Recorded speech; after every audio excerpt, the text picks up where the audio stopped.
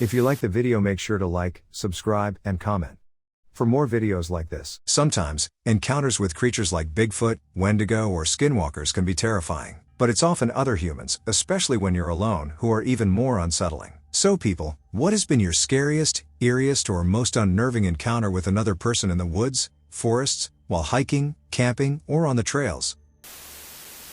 One day, I came upon an unpacked tent and some gear scattered around.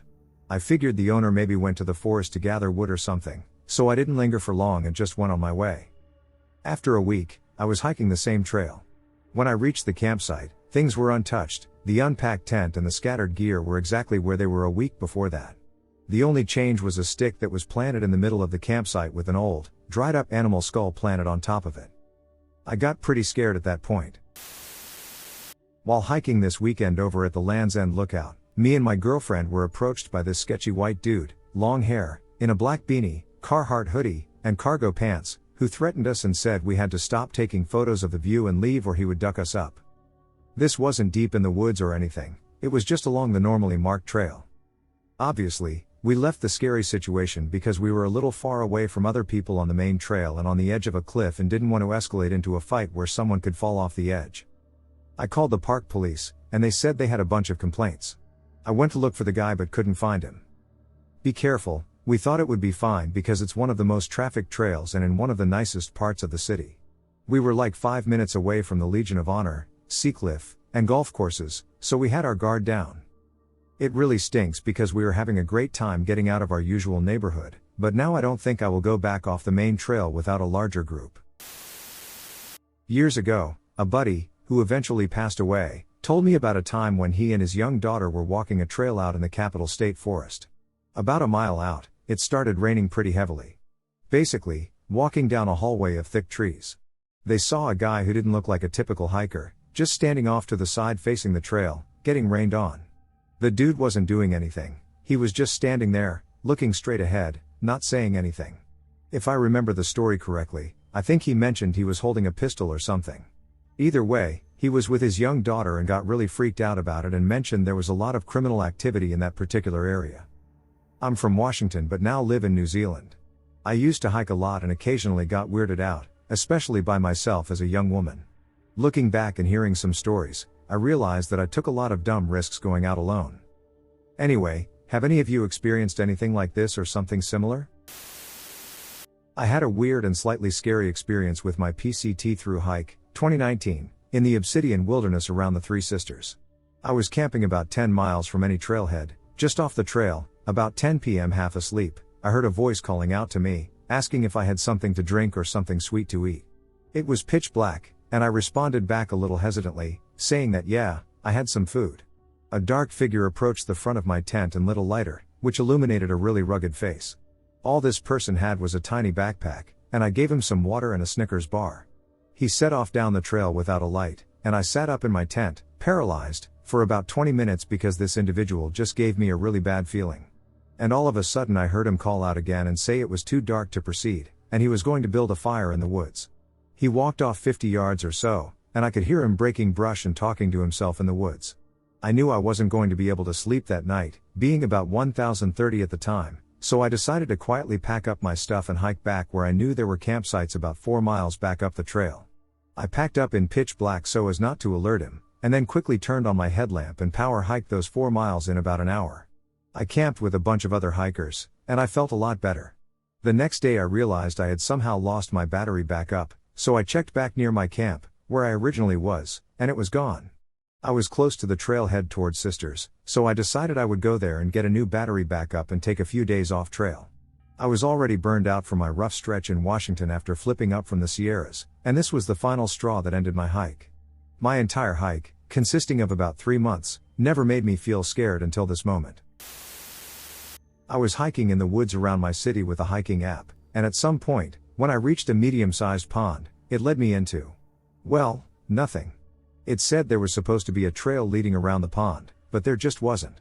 If you looked really closely, there was the very last remnant of one, but it was completely overgrown. And when I say completely, I mean completely.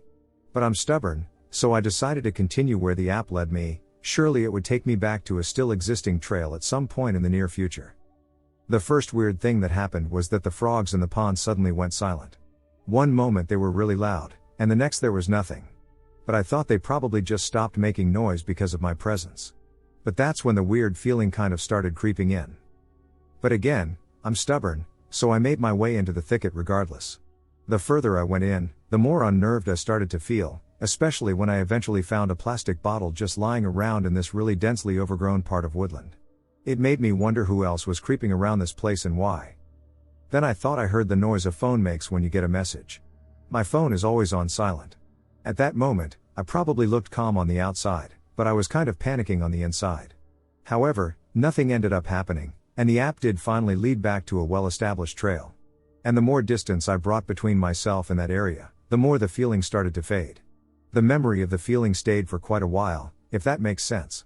I usually try to go hiking every opportunity I get, but after that, I had no desire to do so for a bit. That's probably also partly due to the fact that the story doesn't actually end there. When I came out of the woods, I ran into what I thought was a group of other hikers. Until they came up to me and asked me if I was a regular in these woods. And then he shoved a photo in my face and asked me if I had happened to see this guy, who was apparently the cousin of one of the members of the group. They hadn't been able to get in touch with him for 2 days, and his car had been abandoned at the edge of the forest.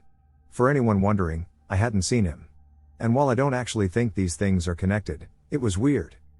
I still think that I was probably just overreacting to being in the middle of this thicket, where it was obviously darker and more claustrophobic, and I'm not even sure if I imagined the sound of the phone or not.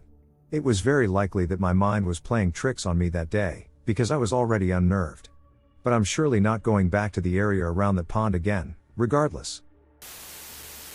Northeast Calgary. It didn't happen to me, but to my mom and dad once. This was back on Vancouver Island in the early 90s. They decided to go camping out on one of the mountains in the area, called Copper Canyon. It was pretty much all backcountry camping, maybe some outhouses and fire pits, but for the most part, it was pretty remote. My parents got to the campsite in the late evening because they were running behind, and it was getting dark out. My dad started setting up the tent while my mom was setting up dinner for that night. My dad had a dog at the time named Becky, who was pretty quiet and didn't really bark much. Well, he had brought her out to do her thing and just let her hang around when she started barking at the bushes in a very aggravated way. My dad thought it was very strange but thought it was a deer, or even possibly a bear, wandering around. Grizzlies aren't too popular there, it's mostly black bears, so he wasn't extremely worried about it. It's the wilderness after all, and that shit happens. Well, he continued setting up their tent, and Mom was making dinner. They sat down to eat after everything was set up, and my dad says his dog got up and walked towards the bushes at the edge of the campsite with its fur up and stood there for a good 3 to 5 minutes just staring, not barking. It sat down and kind of kept watch on this one area of bushes. At this point, he was pretty worried. His dog never does this, and he's not packing a gun to defend himself. They kind of just start cleaning up dishes in a nervous way, keeping an eye on the bush. They had some gray water from the dishes at the end, and this is what my dad says happened. He went over towards where the dog was looking and a little further in towards the bushes, maybe 8 to 10 feet, and just listened. He said he could hear what sounded like someone talking very low under their breath to somebody else, but not really in any type of language he could understand. He said it was very deep, very unhuman, and extremely unnerving. They packed their shit up and left. I was hiking in eastern Washington with my husband and our friend on a trail that we had pretty much to ourselves. We experienced some of the wildest things. There was an old abandoned cabin where the only things that remained were the door frame, walls, and a fire pit made out of stone in the middle. We went inside for a few minutes, then started to feel a weird vibe as we left. The creepiest part of this trail is that we all saw another cabin in the distance that looked like it was roofed and had everything there. We were excited and eager to explore it. However, when we started to approach it, the cabin slowly started to disappear as we got closer to it. When we got there, it was just wooden beams. None of us could explain what happened because we all saw the cabin. There was a change in atmosphere in different parts of the trail that was so dramatic that it's hard to explain. There was an area that was so loud, there were areas that were eerily quiet, and it felt very unsettling. The end of the trail had new trees growing in, and it felt like we were in the same area for a while, even though it was 2 miles, because everything looked the same. This area made me feel so paranoid, and I felt something was watching us. I was terrified to look back. We all felt the shift in energy and booked it back to our cars. This trail left us all spooked. There is something there that we cannot explain. I grew up on the countryside, right next to a national park frequently visited by nature lovers and bird enthusiasts. It was the kind of park where you're not really allowed to bike or ride horses, only walk or run, but 10-year-old me felt it was a stupid rule and did so anyway, because the trails were perfect for it. I knew fully well that I wasn't supposed to do that and was caught a few times, but nothing much came of it apart from a half-hearted "don't do it again." And I did, of course, until one day something frightening happened that made me stop. My family were horse breeders, and I would often take one of the horses for a ride, usually in the Forbidden Park. This very early morning, the first day of the summer holiday, was beautiful outdoors. Misty and foggy, yet a sky that promised a sunny day ahead. Since it was so early, before 6 o'clock, I knew there wouldn't be anyone on the trail to see me, so I let the horse set off full speed along the trail. I only slowed down on the part of the trail that got steep on one side, leading down to the river, because the thought of one step too close to the edge was too much, even for a kid with next to non-existing risk assessment skills. Suddenly, the horse came to a halt and refused to take another step. I grew up with horses all my life and knew that usually indicates that you need to investigate. Is there something with the hoofs? Did the horse spot something that spooked it? The hoofs were fine, but the horse didn't move an inch. That's when I saw it. Someone had set up a trap, a thin, sharp metal wire across the trail, in perfect neck height for an adult. I stopped and looked around, but I didn't see anyone. The wire was well attached to two trees and impossible for me to remove, so I led the horse around it, and to do so, I had to walk a bit up into the wooden area on the side of the trail. That is when I heard the singing. There is a song called "Hey Tom Togubber," and it had that melody, but the lyrics were different and sung in a muffled, sniggering voice. Today I only remember parts of it, but translated, it would have been something like, "Hey, all you runners, come here passing, let the life blood pour out." I, as silently as I could and with my heart in my throat, backed away, got up on the horse, and hurried back the way I came as fast as I could. I knew I had to tell someone about it, but at the same time I wanted to avoid admitting to riding a huge and very forbidden horse on those protected trails, so now I had a problem. The old stories about a mad old man living in the shed in the woods, a shed that was once a cottage for the local hunter, came back to me as I hung on the horse for dear life. I got home and told my older brother what had happened, and he went back there with me in tow. We found the wire trap, and after a while of searching, we also found a spear-like pole in the ground, right on the spot where you'd land if you came running and jumped over the fallen tree on the trail. That's when we called the police. The area was searched, and several similar traps were found, but no sight of the old man was found. The following summer, though, there was big news in the local paper about spear-like poles being found right under the water surface, directly under that little tower you're supposed to dive from at the lake. And black garage bags filled with big rocks were found on the narrow bridge crossing the river, so if a car had hit it, the risk is that it would have gone off the road and into the water. A super weird experience for me in North Carolina made me stop hiking alone for a few months. I was traveling from Kentucky to do some hiking near the AT. I got to this trailhead, there were tons of cars in the lot, so I was pretty comfortable. I'm going along, I hiked about 8 miles, starting to clear the crowds. There's this mountain close by called Quartz Mountain, if memory serves, with huge white rocks and boulders everywhere. It was pretty cool, so I ventured off trail to explore this rock garden. As I was heading back, a guy, probably in his 40s and kind of rough looking, got off the trail where I was and was walking in my direction. I smiled, being polite, and kept on going past him. He turned around and asked me what was down there. I said nothing, I was just taking a break. He asked me if I was heading up to the mountain. I said yeah, then he said, super creeped me out, I'll never forget it, be careful up there. The mountain does funny things with the time. Then he smiled. I kind of laughed, not sure what he meant, and kept going. Then he said, be careful again. I continued to the mountain, which wasn't much of anything, and hiked probably another 3-ish miles. I couldn't really find a campsite, everything was pretty overgrown, so I turned back around. I got back down to where I had gotten off the trail, and the guy was still there. I was facing the direction I was going. He was in the middle of the trail, smoking a cigarette. I kept walking past him without saying anything. He said something to me, I have no idea what. I think I may have responded, but I don't remember. I just kept walking. I'm hoping I'll see someone else. I glanced behind me, and he was following me, though keeping a distance. I got my pocket knife out. I finally passed by 2 other hikers. They saw me look back at the guy and see the knife in my hand. I nodded at them, and they nodded at me. I think they could see on my face how scared I was. I ended up getting back to where all the people were camping. I had a terrible night on a ridge line, getting blown away, but I wasn't alone. About 3 weeks ago, I had just moved out of the house after living between my parents' house and my new house for about a year. I sold wood carvings in town and made a decent amount of money, and I bought the place about a year and a half ago. I lived in a small cabin in a remote area outside of my town's limits. The nearest person, as far as I know, is about 20 miles away. So I'm walking my dogs along a trail, and it's still pretty bright out, about 7:30 or so. I get a bad feeling about the situation, so I start to jog. This isn't unusual. I have minor paranoia and anxiety and occasionally feel utter dread for no real reason at all, not debilitating, but enough to not think of this as necessarily off. So I'm jogging with my 2 very small dogs down this trail. I am nearing a bend in the trail, going along a steep bank on my left and a creek on the right. I turn around the bend, and I see this older man staring at me. He has a black coat that reaches his knees, as well as stringy black hair that lies slicked on his scalp. I immediately froze. No, it wasn't unusual that people would be out here in the evening or even into the night. A state park envelopes my land and the road to it, and sometimes I see the more adventurous hikers make it up the steep hills that lie between the state trails and the trails made by the family who own this land before me. Usually they just apologize and use my phone to call someone to pick them up, or just head back down into the valley and into the park.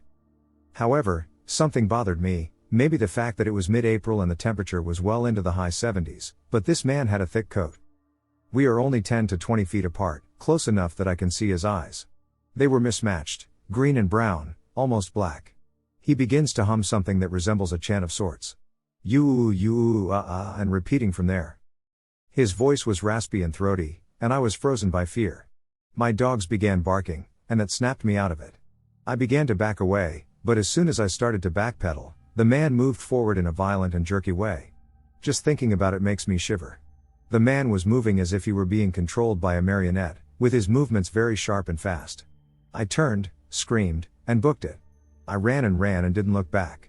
I ran all the way to my truck, hopped in it, and left for town. I don't know how to comprehend what happened. I've never been more scared in my life, and I plan to return to that cabin after collecting myself. So I hope to God that I never meet that guy again. My grandparents used to send me to a week-long Christian summer camp. At the end of the week, they'd have a big bonfire. They would pass a microphone around, and people would share their testimonies. It was taken pretty seriously. At the end, they'd have all the campers throw sticks into the fire to represent their devotion to Jesus. I wasn't Christian or didn't believe in God, but my 2 friends I went to the camp with were. After everyone threw their sticks, they were supposed to go back to their cabin. The bonfire pit was in a clearing in the woods, a good distance away from the cabins. Well, my one friend had become emotional, so after throwing her stick, she started having a conversation with our cabin counselor instead of heading back with everyone else. They were seated on one of the benches surrounding the fire. My other friend and I wanted to give her some space to talk, so we decided to hang out near some trees right outside of the light from the fire. While we waited for her, we were chatting, minding our own business, when suddenly we realized people were forming a ring around the fire. We then noticed our friend and counselor had left. So it was just us, hidden in the darkness of the trees, and the people around the fire, whom we quickly realized were the camp leaders. Some of them were wearing cloaks, which made my weirdness sensor start to go off. They said a prayer about everyone's devotion and then started chanting or speaking in tongues? In a ring around this huge bonfire. We were so freaked out. We ran as fast as we could through the woods back to our cabin. I swear, I thought I was going to get sacrificed if they had seen us there. A half hour from my house in the state forest, there are backpacking shelters you can rent. It's like a single group campsite with a crude cabin with no door, a fire ring, and a single pit toilet outhouse. They are in the middle of nowhere, several miles apart. It's not even like a campground. Very secluded. There are 5 sites on a 32-mile trail. About 15 to 20 years ago, my parents' friends were staying out there partying for a few days. We hiked out there on a day trip to visit. I was a kid, maybe 12 or so. I was hiking the trails around the campsite with my dog. I heard a very distinct cry for help, "Help me." Loud. Plain as day. It was a soft, higher-pitched voice, either from a woman or an older child. I didn't hesitate, I started running towards the voice with my dog. Bad idea, I should have grabbed an adult. My dog was acting weird as we searched for a half hour and came up empty. Nothing. Nobody is out there. She seemed reluctant to continue further, and we turned around. I told my parents and the other adults at the camp. They just kind of laughed it off. I was distraught the rest of the day. Fast forward a couple decades to last year. I'm solo backpacking, which I do a lot. I decided to rent that very same spot for myself. It was my halfway point and place to sleep on a 15-mile round trip. Things are going well. I made camp and fired up the single burner stove. It was dark, almost time for bed, and I was enjoying my delicious ramen noodles. This uneasy feeling abruptly came over me. A feeling I've never really had before and can't fully describe. My body tensed up, I got cold. My hair stood up on the back of my neck. Right then and there, I suddenly needed to leave. Just had to. I did not have time to properly pack. I half-assed and started stuffing my gear back into my pack. Then my LED headlamp with relatively fresh, or so I thought, batteries died. There is absolutely no moon. It's dark. Very dark. I pulled a tiny 50 lumen Streamlight style pen light from my pocket and finished packing. I had a large, heavy-duty contractor garbage bag that I always kept packed away to use as a makeshift rain poncho. I finished stuffing my tent and sleeping bag in the garbage bag. I hustled out of the woods with my poorly organized pack on my back and my garbage bag of belongings over my shoulder. The strange thing about my story is that it wasn't quiet in the woods when things got weird. I could hear a pack of coyotes yipping and going nuts in the distance when I was hiking out. But nothing else, really. Here I am. A grown man who considers himself a proficient outdoorsman. Sprinting out of the woods? For what? From what? The dark? As a legal permit holder, I always carry a sidearm when doing long solo trips in the woods or hunting. People say that with a good holster, you forget what's on you. Well, I was definitely very aware of the sidearm on my way out. Ha. I made it to my car in a serious record time. I loaded up and sped off. It took me a while to shake the feeling. On the way back, I did get lost, but maps helped me backtrack to the fork in the trail. I completely forgot about the voice calling for help incident at that very spot a decade or so earlier. Then it hit me once I got home and unpacked in the middle of the night.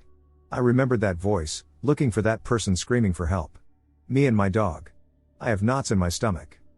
For reasons I can't explain, it all kind of started to make sense to me. There was some sort of correlation. I do not venture into that area anymore unless I'm with other people. Something strange is or was out there, or something really bad happened in the past. I know this story isn't that crazy, but most of the real ones aren't. I looked online for missing people or whatever and didn't come up with anything significant. There have been a couple murders, but those predated my experience by 10 plus years, and although they were in the same state, they were not what I'd consider nearby. Perhaps something was attempting to lure me somewhere as a kid. That same thing was enough to tip me off as an adult. Maybe I was just a dumb kid with an active imagination. Maybe as an adult, the stress of life got to me as I was left to my thoughts in the wilderness and I had a panic attack. Who knows, really? On the first solo backpacking trip I did, getting close to the area I intended to stop and make camp for the night, on my hike in very secluded backcountry on a barely there trail, I came across a guy sitting on a log eating lunch off of a regular glass plate with regular silverware, dressed in business casual clothes. He looked like he had been teleported out of a restaurant and into the woods, 60 kilometers from the nearest road. We chatted for a bit, and I sat down and had a snack with him. But he completely skirted around, just changed the subject, or didn't answer when I tried to figure out how and why he was that deep in the woods with no gear in sight and eating a regular meal off non-camping glassware. He was nice at first, but really odd. I was very confused as to how any of it made it this far. There was not even a backpack in sight for him, and he was completely clean despite being on a muddy trail in sandals. I asked him where he was heading after that, and he just did a big content sigh and said, "Sure, it's beautiful out here." Just overall not answering the questions. Then his face just completely darkened, like you read about in books. I finally understood what that expression means, and he leaned in and asked me why I was out here, all alone in a place like this, just asking for something bad to happen. I'm a solo female hiker. I forced myself to maintain a lighthearted demeanor, telling him that my dad and boyfriend were following closely behind me and that I was faster. Despite this being a complete lie, I took it as a cue to stand up, look back from where I had come, and say, well, I should go meet back up with them, they'll be getting worried, before heading back. When I was out of sight, I got my knife out and ready in a fist and hiked back down really swiftly and focusedly, and my gut told me to check behind myself often. I white-knuckled that knife for hours. I was really weirded out by it, so I pinged my location out to my contacts on my satellite messenger and started my trek back home. I cut my trip short over it. It just gave me bad gut wiggles. Last year, my family and I went camping up in Little Natchez, Washington. It was during that really bad fire up by Bumping Lake. Anyway, one day during the dead of night, my girlfriend and I started hearing a loud clanking noise. It was as if someone were slamming very thick sticks against trees. We hear it repeatedly in one direction for a while, maybe intervals of 10 at a time, then it goes quiet for a few minutes. Then, we would hear it in another direction outside of the camp. Once even coming from the direction of a smallish hill that we were camping next to. It kept coming from different directions all night. It always sounded as if the noise was coming from about 25 yards outside of the camp, give or take. We ended up falling asleep, and the next day everybody said they were hearing it as well. A family friend even left his tent that night to investigate but couldn't find anything or hear anyone. He thought he was just tripping out because it was his first time camping. Anyway, the noises were, of course, accompanied by twigs snapping on the ground. We couldn't find any animal footprints the next day. No scratches on trees from antlers or bear claws. Just my grandmother telling us that my little brother actually started sleeping walking towards one corner of the tent, to which he explained that he thought my grandma was outside of the tent calling him in his dream. My grandmother found a small pendant of an angel outside her tent that next morning could have been something random that an earlier camper dropped, but it just made the story more weird. Just this week, I took an unexpectedly long hike in an area that I've only explored a little of, but not a lot. For a tad bit more background on me, I am into the supernatural as well as spirituality, and I think we have all dove into the weird SHT that happens with no explanation. I've seen some random creatures in random places, and then they weren't there seconds later. I've been in some situations where my intuition was like, hey, leave here now, and then something chaotic or bad happens or someone gets hurt. It's a weird premonition thing that I have going on, and based on previous experiences, I have no reason to not believe that it's some safety alarm going off in my body. Okay. So I'm interested in this mountain range that's near my work. A lot of coworkers have recommended it in different trails. I decided to do a new one that all trails recommended, but when I got to where I wanted to be, it was a little too eerie and overgrown, so I looked around on the map to see where else I could go. Back the way I came, and I don't want to just turn right back around. The second option is insanely overgrown to the point where I couldn't see the trail, so no thanks. And option C, last but not least, the trail that literally has a red flowering tree on the side, a perfect looking trail that is wide and clear. Bam! Perfect option. The trail ends up being around the same length, but completely around the craters, in between the big mountains. Cool. I'm prepared for a long hike, so I'm not really worried. Then? I'm about halfway through, and I just get this feeling that I need to go faster. So I'm like, okay? And then I'm trotting along, and at this point, I haven't passed anyone else in about an hour, and there were no side entries for the trail that I was on. So I'm alone. But then there's a voice that I'm distantly hearing? And a man's voice. Hear me out. When I say that my vision changed and I no longer felt like I was alone, the feeling of being at the start of a horror movie was just weighing on my shoulders. At this point, I'm jogging along the borderline, running down this trail. And then? Three screams, sounding like a woman, came from behind me. Where? Who? What? Running. I'm surrounded by trees, and I don't hear one damn bird, not an insect, nothing. There was quite literally not a single moving creature around me for at least 15 minutes. Bugs are everywhere. Nah, gone. A stream. I know where I am. Psych. There are 7 more streams until I actually figure out where I'm at. I look up to see this dome-shaped boulder, and then I hear a effing child giggle. I'm going to shit my pants right then and there. There was no trail, no way to walk, nowhere to just chill where the laugh came from. Now, I know, sound bounces around, but there's no way there was anyone near me to have a child on this kind of hike. Unless it's like, from birth, you're a hiking type of kid, I doubt it. Anyway, I made it out, very confused and scared of whatever was hanging out in those mountains. Never hiking alone like that again. Not exactly something I saw, but something I heard and felt. My dad and I went backpacking in Yosemite National Park in California and stopped in a valley to camp for the night. In the middle of the night, I woke up to the sound of at least a dozen, what sounded like deer, sprinting right past our tent, followed by a loud thud behind our tent, and the forest going dead silent. I've been camping my whole life and have never heard silence like that in a forest, not even a leaf was blowing in the wind. Something instinctively inside me made my whole body freeze, I couldn't breathe, goosebumps, heart racing, literally petrified. As I lay there frozen, I swear on my life I could hear whatever made that loud thud start tiptoeing around our tent. I say tiptoeing because the steps were so soft and careful that it felt intentional, like it was investigating our tent, and I could feel its presence moving around the tent. After what felt like a lifetime but was probably only 5 to 10 minutes, a branch snapped somewhere in the forest, followed by a loud whoosh of wind, and the forest just went back to normal.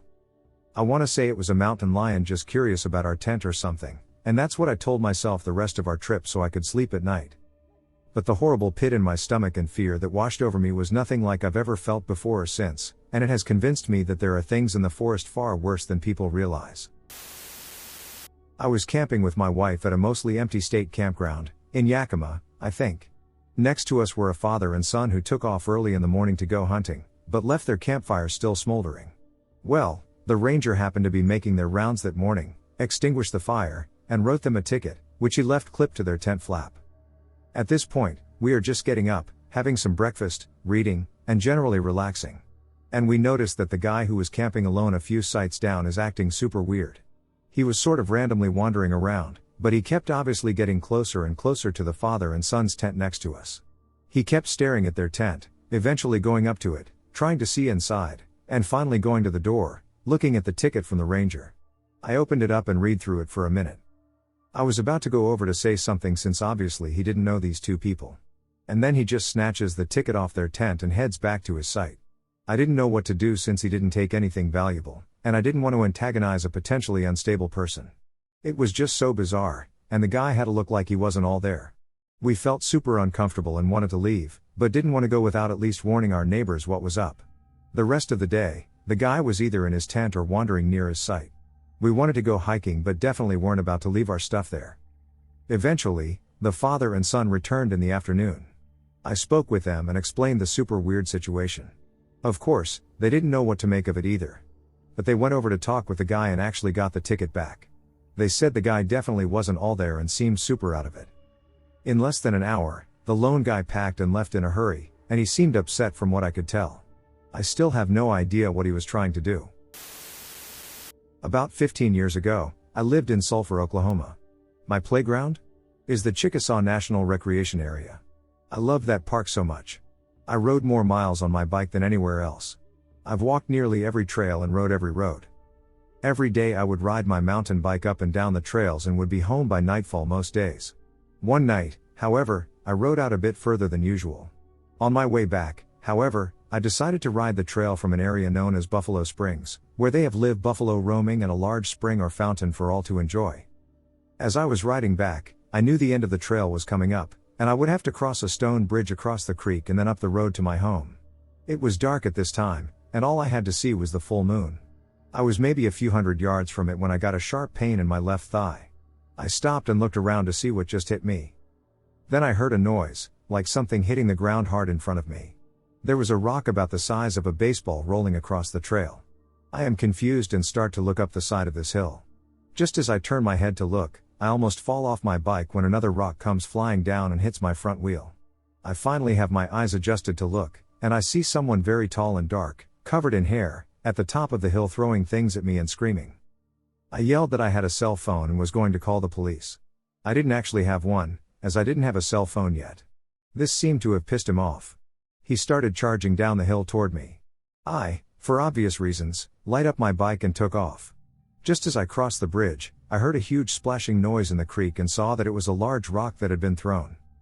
I was on my way home but was frightened all the way there. I went to the ranger station later the next morning and told a ranger I knew about what happened. He says, "Park ranger, so, you were attacked by Bigfoot?" Snidely laughing. Me, I don't know what it was. But something was trying to hurt me out there. Park ranger, okay, Justin. If I have any more Bigfoot, I'll let you know what we get. I just said fine and left. The very next week, I was riding in the daylight when PR pulled up next to me and said for me to get in. I asked why. He said he needed to show me something. We headed to the police department in town. Before we got out of the car, he turned to me and said, "PR Justin, I have to give you a huge apology. I will be honest and say that I didn't believe you when you told me that story of you being attacked. However, it has come to my attention that a couple was out in the same area last night and was attacked in the same way, saying they had seen a large, hairy creature throwing rocks and sticks and screaming at them. They called the police, and they came out with some of the other rangers, including myself. I immediately thought about what you had told me. When we arrived and started up the hill, sure enough, we were having rocks and things thrown at us. With guns drawn and yelling, 2 officers tackled a man to the ground. He was 6 feet 5 inches tall, naked, covered in mud, with long hair and a large beard. He had escaped from the Veterans Center across Veterans Lake. Apparently, he thought he was back in Vietnam and was trying to take out the enemy. PR said I was very lucky because he was trying to kill me. We went inside so I could give the police my statement as to what had happened. They had him sent to a more secure facility somewhere else.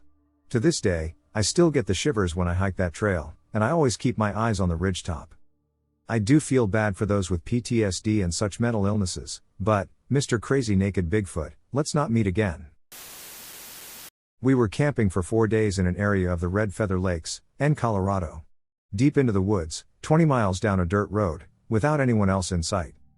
We came in during the day and didn't notice anything unusual. We had enough supplies for our party for maybe 6 days, my wife and I, my brother-in-law, my 3 nephews, ages 5, 6, and 8, and our dogs. Day 1 was amazing. Hiking, fishing, stargazing, and s'mores. Dogs loved roaming around. The next day was equally as amazing. There are lots of activities. Yard games like cornhole and board games with the boys. Around 6 p.m., though, the mood and atmosphere changed with the dogs. Suddenly, they were seemingly very on edge. Patrolling the edge of our camp, hackles raised, occasionally growling at the woods. We didn't think a whole lot about it. We had hiked into the woods for miles, and everything was just forest in every direction for miles and miles. There was a hill we could go up another, plus 700 feet, that we'd get above the tree line for stargazing, and we could see in every direction. No other lights, campfires, etc. I figured the dogs were detecting wildlife, maybe a curious black bear or even a mountain lion. They're big dogs, we're armed, and we didn't let the kids wander too far from sight, but again, it didn't seem like an issue. That night, us adults stayed up around the campfire till 1 a.m. or so. I kept getting a feeling that something was watching us. I was more on edge than I've been, and we're avid campers with plenty of experiences and run-ins with bears and other wildlife while in the woods. It just felt different. When we finally went to bed, I don't think I slept more than half an hour at a time, and I swore I'd hear the occasional crack of branches off in the woods. The next day, we didn't notice anything off about the camp, although my brother suspected something had happened to our water. We had 5 or 6 of those 5-gallon jugs with the little pull-out spigot on them. 2 were in my truck, 1 in our tent, and 1 in his car, and the remaining 2 appeared drained, although it might have been the boys or a leak. We decided we might pack it in after lunch on day 3. We didn't want to end the trip early, but stuff just felt so strange. The boys were sad, and we were back and forth on whether we were being paranoid, but the dogs were just seemingly so on guard and were going crazy, running around sniffing like crazy when we went on our hike that day. After lunch, we started packing up our gear. 2 tents, games, food, etc. take a while to pack up, especially with 3 little boys running around like crazy and not in a rush. By the time we were all loaded up, we decided we'd heat up a quick dinner. The boys had one last request: they wanted to go snipe hunting. We still had an hour or so of daylight left, so we were fine with it. We went off into the forest and did the classic snipe hunt thing. Bill in the front, leading us in a wide circle that'd end back at the camp, my wife in the middle of the boys, and me trailing the rear. I'd pick up small rocks and sticks, and when the boys were looking away, I toss a rock or stick, and they jump all scared, and the other 2 adults go, "Oh my gosh, I think the snipe went this way." It's good fun. Well, as the sun was going down a bit more, not dark but setting, and we're nearing camp, a rock the size of 2 fists came flying in, barely kissing one of my nephews. The adults look back at me like I'm crazy, and I'm like, that wasn't me. Another rock comes in and hits me squarely in the back. We don't even ask questions like, "Time to go." Each adult grabs a kid, and we book it back to our cars. The woods are moving behind us as we get to the cars. Bushes are shaking, and tree branches are cracking and popping. We're all loaded up, I think. If we left anything behind, sorry to the Forest Service. We've got about 20 miles of dirt road back to concrete. We get maybe a quarter mile into our drive, and suddenly the road is littered with bones and animal carcasses. Beheaded deer and raccoon bodies. Some are fresh, others are just bones. We're driving left and right, trying to avoid hitting any of the more recently dead animals. I know it's hard to believe, but it's like this for what feels like nearly a full mile. Just bones and torn up animals. We finally make it through, and it's clear that we'll be driving for another couple miles or so. We get to a clearing, and I see a green bus pulled off in a clearing for another campsite. For some reason, I decide I'm going to stop and see if anyone is there to tell them something is up. My brother keeps going down the road with my nephews, my wife stays in the car, and I approach the green bus to see if anyone is around. As I get close to the bus, I see the bus is super rundown, flat tires, newspapers over the windows, peeling paint. There's a big fire pit dug out, maybe 20 by 20 feet, pretty deep too. Inside is just like an immense pile of bones. I see moose antlers, femurs of all sizes, and rib cages. It felt like 40 animals worth of bones. I'm glancing around, and there's all sorts of little symbols on the bus, tied up in the trees with string, and a few smaller hanging dead animals. I just booked it back to the truck and said nope to my wife, and we hauled asses down the road to catch up with my brother. The whole stop lasted maybe a minute. That's the end. I don't know if it was poachers, cultists, or a combo of the two. Maybe some sort of weird Wiccans or just some resourceful meth addicts or something. In the end, I'm glad we never found out. When I was 15, the summer camp I was at was meant to be instructor training. So, the first training task was to make a makeshift shelter, have it okayed by the instructors, and then spend the night sleeping there alone, while being told that if anything made us uncomfortable, we were to return to the camp ASAP. So, I went to this particular hill about 10 minutes from the camp, which was kind of a good place for staying overnight. There used to be rumors about Satanists going there from time to time, and a year before this happened, there was actually a hole dug on the top that actually looked like a grave to the majority of us, and a bunch of bracelets had been found there, too. But no one ever saw anything suspicious with their own eyes, and there never was anything that would stop us from going there, too, so I was like, who the hell cares? The worst that could happen is that the folks who were supposed to have their meetings there will wake me up and tell me to leave. I was always taught that there is one main rule for sleeping in the forest alone: go to sleep when there is still light, so I did just that. I fell asleep fairly quickly, too. And then it happened. I woke up about 2 hours later, all my senses running at top speed, my heart beating wildly, and everything in me screaming. I hadn't seen anyone there, but the whole sense of go go go made me pack all my belongings in record time, and I ran from the hill as if all the devils were behind me. Well, maybe they were. I have no idea how I managed to rush down the hill to the path without having a light on and without hitting any of the trees that grew there. All I know is that I stopped only when I stood in the middle of the summer camp area, and to this day, I have no idea what woke me up and sent me running. 1. We were sleeping at a favorite spot on the edge of a creek in Washington. It was 3 a.m. I heard a single gunshot go off within 100 meters of us in the dark. I bolted upright, drew my carry gun, and peeled the tent door open. No other shots, no one laughing or talking to indicate they were doing drunk Bubba shit in the middle of the night, no obvious footsteps or dragging like someone poaching an animal, nada. What immediately came to my middle of the night mind was a pair of random, unprovoked murders perpetrated by strangers at campsites that same year and the random murder of a local legend named Tim in my neck of the woods in CO. So I stayed up until 5 on fire watch. There was only one very narrow way into where we were staying, so I figured if I heard a footstep or saw a silhouette, I'd paint it with my weapon light, and if I didn't like what I saw, that was going to be their resting place. I never saw anyone and couldn't explain it. 2. Sleeping at another usual spot in the Rampart area of Colorado, girlfriend whispered my name and poked me. I woke up and sat still, waiting. Suddenly, I heard footsteps crunching in the snow right outside the tent. Someone was walking in circles right outside our door. As quickly and quietly as I've ever moved, I got on my boots, grabbed my gun, and when they were on the other side of the tent, I yanked the door open and stepped out. I took a wide arch outside to keep my GF out of my line of fire, and I painted everything with my light. There is not a soul to be seen. I was dumbfounded and combed the entire surrounding area looking for footsteps, and the only ones were from my boots and my girls. So I went back inside the tent and explained that it was probably a critter. Maybe 20 minutes later, same thing. I stepped back outside, and this time I brought my handheld light. No paw prints, no footsteps, nothing. I lit up the trees to make sure something hadn't jumped up into them when I came out, walked around the whole area trying to find tracks, and nothing. And there was really no way for an animal big enough to make that sound to scamper away in an instant without leaving tracks. I couldn't explain it, and she even noted that it was a distinct 1-2 sound of human footsteps. At that point, it was like 4 a.m., and I'd been putting some whiskey and beer away the previous night, so I just wanted to go back to bed. I sarcastically told her that it was either a ghost or a cryptid that I wasn't fit to deal with anyway, so we can just go back to sleep since it apparently isn't going to kill us. Let's say that she was not as willing to sleep the experience off. And clearly, she wasn't going to let me do that either. The Tim I mentioned earlier? This is the mountain he was killed on in 2018.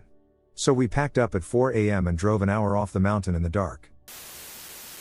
Last summer, on August 4th, my boyfriend and I were hiking up to Delta Lake. We started our hike in the late afternoon, so as we started to head down, our last mile was during sunset. We encountered plenty of wildlife, and it was so beautiful. Anyway, towards the end of our journey, we started hearing whistling. It wasn't quite night yet, but the sun had been over the mountains for some time, so it was fairly dark. It was very obviously a human-like whistle and could not be mistaken for a bird or another animal. It just kept repeating, as if someone was to our left in the woods somehow keeping up with our pace. It sounded oddly close to us. I turned to my boyfriend, and soon after we decided to run to the car. Has anyone here experienced anything like this? What do you think? This happened around 10 years ago. My friend Craig and I made plans to go hang out with our friend Jeremy and his new girlfriend. Neither of us had to work the next day, so we grabbed some beers and made our way to Jeremy's mom's apartment complex, where Jer was temporarily staying. When we got there, we went out into the woods behind the apartment complex to drink. This wasn't just a little patch of trees, but a good-sized patch of forest. For context, this was in New York State. It was a nice fall day, late afternoon, and the sun was still out. We finished the beers and decided to go get more. So we go to the store and get some more beer, head back to the apartments, and enter the woods. This was autumn, and the light outside was right at that stage where it starts to very quickly fade. We underestimated how dark it would be once we were in the woods and how fast the light was fading away. We planned on making a fire, but didn't really count on it being so dark when we got back. So we're walking into this sort of clearing area, from where we can choose to head off in a few different directions. We're having a good time, laughing and talking, but something not too far in the distance catches my eye. It's too dark to tell, but I swear I can see a huge figure. No, that's too big, it's probably a tree or just your eyes ducking with you. So as Jeremy is gabbing in the background, I ask Craig, as an aside, if he can see something standing up ahead. And he says, "Nah, where?" "Oh, wait, there." Oh shit, we were still walking, and it was becoming clear I wasn't seeing things. There was a very large person standing in the forest up ahead, apparently facing us. So I try to get Jeremy's attention without cluing the big guy in that we've noticed him, just in case something sketchy is going on, which I get the serious feeling there is. We tell Jeremy there's a person up ahead, but Jeremy is in a jovial, no chill state, and he exclaims, "Holy SHT, is that Bigfoot?" We humor him and laugh, but it's clear to Craig and I that this is actually creepy and probably not a safe situation, and it's clear that Jeremy is not understanding that. It's hard to communicate the pacing of our approach to the guy, but essentially we had gotten too close not to acknowledge him, partially because it took us a moment to get Jeremy's attention and partially because we weren't trying to just turn around and run like we were scared. There were 4 of us and 1 of him, after all. But he was a big guy. Not supernaturally big or anything, and not like he was jacked or anything like that. Just a naturally gigantic dude, very tall and heavy without being particularly fat. And he was just standing there. In the middle of the forest. In the dark. Alone. So as we approach this guy and just sort of say hello, Jeremy, the absolute fool that he was, gets way too close into this guy's personal space as he enthusiastically tells him about how scary he looks standing in the woods alone. "We thought you were an alien or something, bro. I thought you were going to jump up and blay hh." Jeremy mimes an extra set of teeth coming out of his mouth like a xenomorph from the Alien vs. Predator movies, all up in this guy's face. To be clear, Jeremy is not trying to be intimidating or a jerk in any way, he is trying to be friendly and joking around with this guy, but he is literally leaning into this dude and practically sticking his hands in his face with his impression of an alien. Did I mention Jeremy was kind of a moron? Jeremy was a bit of a moron. I love you, Jeremy, even though you were kind of a moron. And Jeremy's poor girlfriend, who was a few years younger than us and very shy, was clearly terrified, to which Jer was also oblivious. So Craig and I are both standing here, kind of trying to brainstorm a way out of this situation. Jeremy is clearly too dense to get it. If we say that we have to go, he'd be like, "What? We just got here, aren't we having a fire?" And we were trying to seem confident and in control of the situation. The big guy says, "Oh, you guys are drinking? I got some drinks too," and he walks over to the tree line, where he has a bag laying beside a tree. He reaches in the bag, and while he grabs a beer with one hand, he sort of sneakily pulls something else out with his other hand and places it into his hoodie pocket. I'm convinced it was a knife or a gun, probably a knife, in all honesty. He then reapproaches us and cracks open his beer. I glance around casually, and then I notice something else. Someone else is out here. There's someone moving along the tree line to our left, a relatively good distance away, but somebody else is here, and they're circling around as if to come up behind us. Duck. This. I need to leave now. So I go, well, I gotta work in the morning, and Craig's driving me home, so we gotta get out of here. Jeremy, in his infinite wisdom, responds, what? You said you didn't have to work tomorrow. I facepalm so hard on the inside. No, Jeremy, you must have misheard me, I said I do have to work tomorrow. And Jeremy, proving there is no end to his wisdom, says, alright guys, well, it was nice hanging with you, get home safe. He wasn't leaving the woods with us. Craig and I started walking away, and I told him about the other person circling to get behind us and that we needed to move. We start trying to brainstorm a way to get Jeremy and his girlfriend out of there, and we decide to call him and tell him that his mom was out in the parking lot looking for him. Jeremy is terrified of his mom, Craig explains to me, and this should work. We clearly couldn't just call him and tell him the situation was not safe without him blurting out, this guy isn't sketchy, I feel totally safe. Jeremy was outraged at us for lying about his mom. I think his girlfriend appreciated it, though. I'm not sure what was going on there that night. I've talked to several people about it over the years, and there are a few different ideas. Did they know we were coming back? Were they waiting for us? Or did we stumble into something we weren't meant to? Almost everyone I tell about this says, you guys just accidentally interrupted a drug deal, but something about that just doesn't seem right. Who makes a drug deal in the middle of the woods at night? I dunno. Very possibly just a homeless dude with no ill intention, and another homeless dude with no ill intention. But it was a very creepy and scary situation, and I just thought I would share. I was looking on free roam for a dispersed campsite near Eugene, Oregon, last year during a road trip. There weren't a ton of options, but it was starting to get dark and I had been driving all day, so I went up a forest access road a couple miles to the one site that was closest, about 20 minutes. It was a super thick forest, then, out of nowhere, a narrow driveway that opened up to a bushwhack spot with a fire pit. There was a decent amount of garbage, and some shotgun shells were lying around. That's not super out of the ordinary, but something just felt off. I opened up my door and let my chihuahuas jump out. They are usually pumped to run around and chase each other, but they both immediately stopped as soon as they hit the ground, stared into the bushes about 20 feet away, and growled. I thought maybe there was an animal back there, so I hucked them back into the truck and began setting up my rooftop tent. My stomach started gurgling, and I realized I had to do my business. I grabbed my shovel and wipes and started looking for a spot to go down the road. The forest was so thick, there weren't any good openings, so I came back to the site and started walking the perimeter to find a hole to duck into, as things were becoming urgent. I found an opening right where my dogs were staring and growling, and just out of sight in the brush was a mattress with dirty sheets and a perfectly intact milk carton. I got chills, and I could feel that someone else was there, just out of sight. It was pretty dark at this point, but I quickly ran back to the road, dug my hole, did my thing, came back, and started packing everything back up. There was no cell service, and for all I know, there could be multiple people in the bushes waiting for me to go to sleep, as well as the shotgun shells. We just went into town and got a hotel. Intuition was screaming at me to not stay in that place. I live in a remote cabin in the woods. It's a peaceful life, but sometimes the isolation gets to me. Last night, as I was taking out the trash, I heard a flute. It was a beautiful melody, and it seemed to be coming from the woods. At first, I thought it was just my imagination playing tricks on me. But then the music grew louder, drawing me closer to the edge of the trees. I stepped cautiously into the woods, my heart pounding in my chest. The flute was getting louder, and I could hear footsteps now, crunching through the underbrush. And then I saw him. He was an old man, dressed in tattered clothes, with a long white beard and a weathered face. He was playing a Native American flute, the notes echoing through the trees. I couldn't see his eyes, but I could feel him watching me. I tried to back away, but he stepped forward, playing faster now, the notes growing more frantic. I realized too late that I was in danger. I turned and ran, my heart racing as I fled through the woods, branches clawing at my face. But I could hear him behind me, laughing and playing his flute. And then, as I burst into the clearing, I saw his face.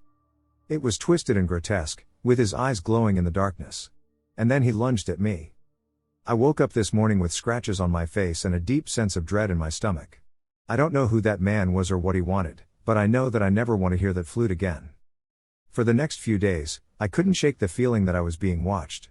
Every time I went outside, I felt eyes on me, and the flute music seemed to be in the back of my mind, haunting me. I tried to forget about it, but the memory wouldn't leave me alone. I started having nightmares where the old man would chase me through the woods, playing his flute all the while. I woke up in a cold sweat every time, feeling like he was just outside my window. One day, while I was chopping wood, I heard rustling in the bushes.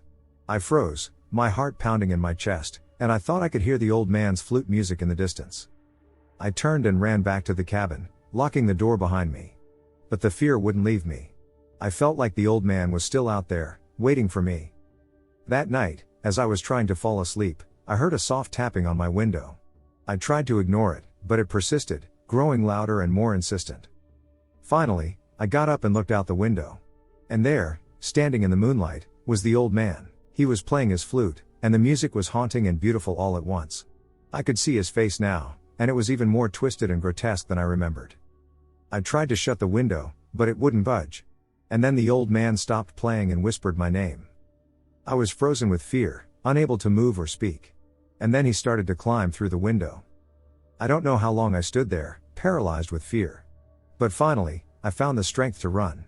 I grabbed my keys and fled the cabin, not looking back until I was miles away. I don't know what the old man wanted or why he was playing that flute.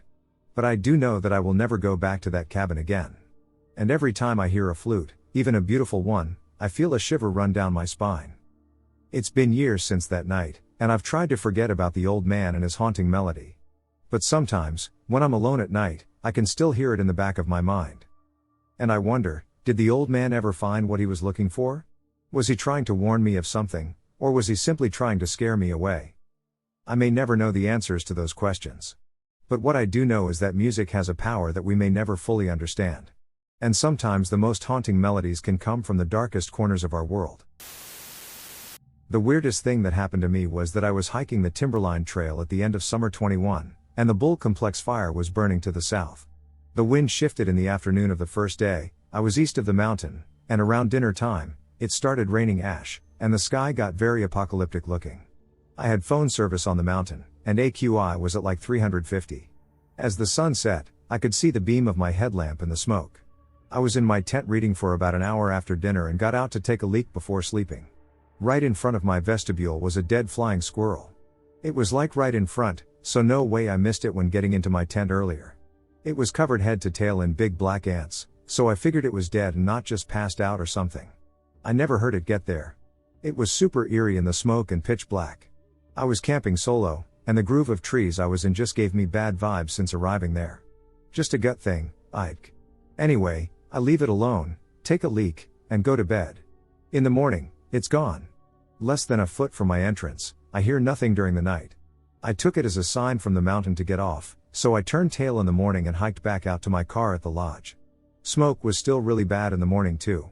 It's always a tough decision to bail. I still have no idea how it got there or how it disappeared. When I was in grade school, my family lived in a house that sat directly across from the school I attended. However, there was about a half-mile of wooded area between them. I was allowed to walk to and from school because it was so straightforward.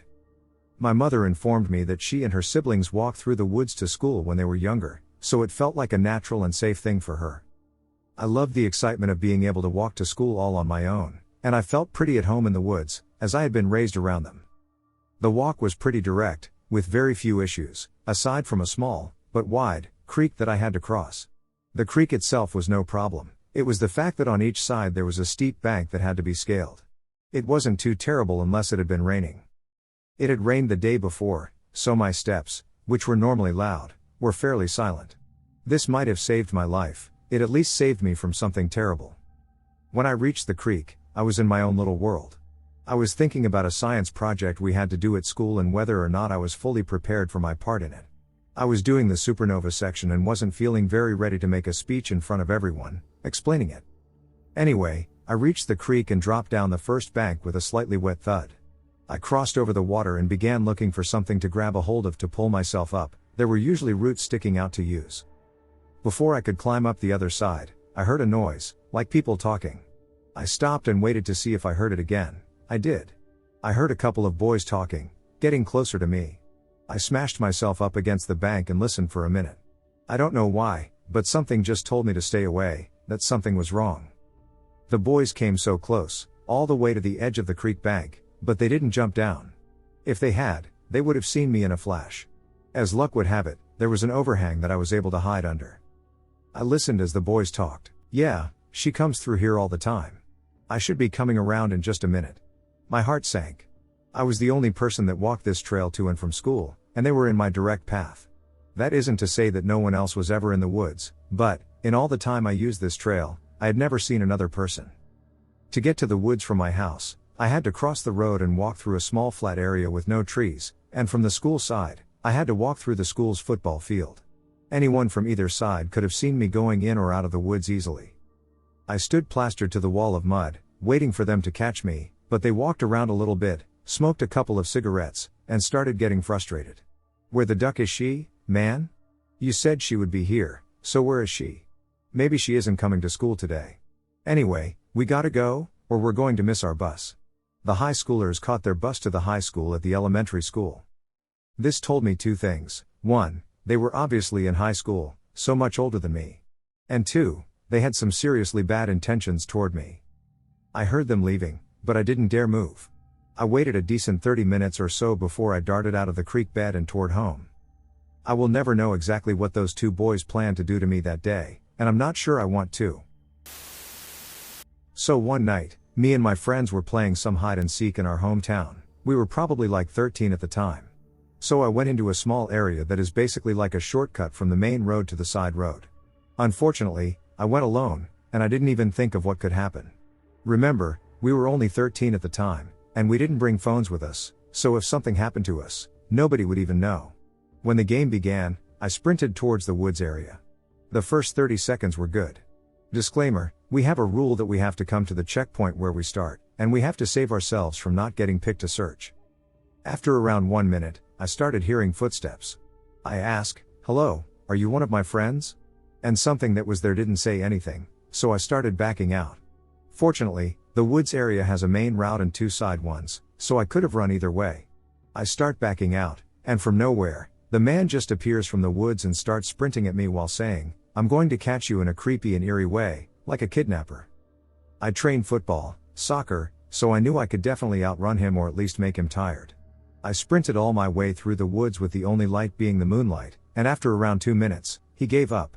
I continued sprinting, got myself all the way to the checkpoint, and told all of my friends what had just happened. Of course, no one believed, but I didn't care since I knew it was real. To this day, I still don't know who or what tried to catch me that night, but for sure, if I wasn't a sports guy, the outcome would be very, very different. This happened about a year ago to me and my husband. It was our 10th anniversary, so we decided to go camping, just the two of us and, of course, our dog. There is a big national park or camping area near where we live, a little less than an hour's drive, so that was where we were headed. It's basically a big forest with many small lakes, ponds, trails, and camping sites around. It was a pretty popular place during the summer, but we still saw some people, even though it was late September and the weather was cold. We found a good spot, next to a lake, to set up our camp. It was a beautiful day, so we wanted to hike a bit in the forest. There was a nice long path that was going around the lake where we had our camp, so we chose to go that way.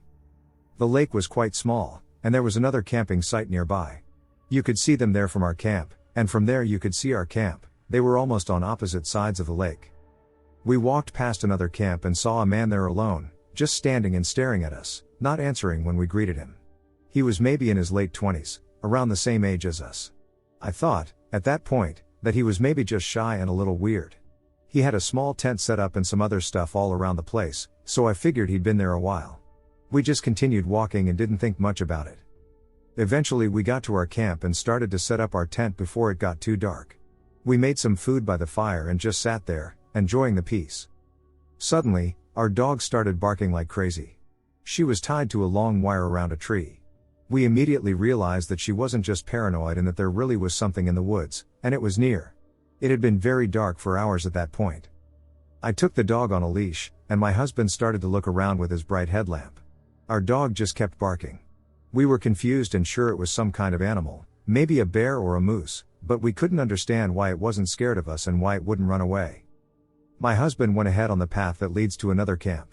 Right when he got to the path, which was just less than 10 meters away from our camp, he saw something on the ground. I told him to go check it out, and we followed with our dog. He stopped, turned at me, and said, it's a human. Laying on the ground. The first thing I thought was that maybe they were hurt, dead, or something. They just laid there, not moving, facing the ground. We asked, "Are you okay? Are you hurt?" And they just suddenly stood up. It turned out it was the guy from another camp. He was very scared of our dog and told me not to let her near him. I was kind of relieved that it wasn't some creepy-ass bear that was going to eat us, but I soon learned that a bear might have been less scary than this guy. After he stood up, he walked straight to our campfire and sat down. My husband tried to ask him multiple times why he was sneaking into the dark forest without any light.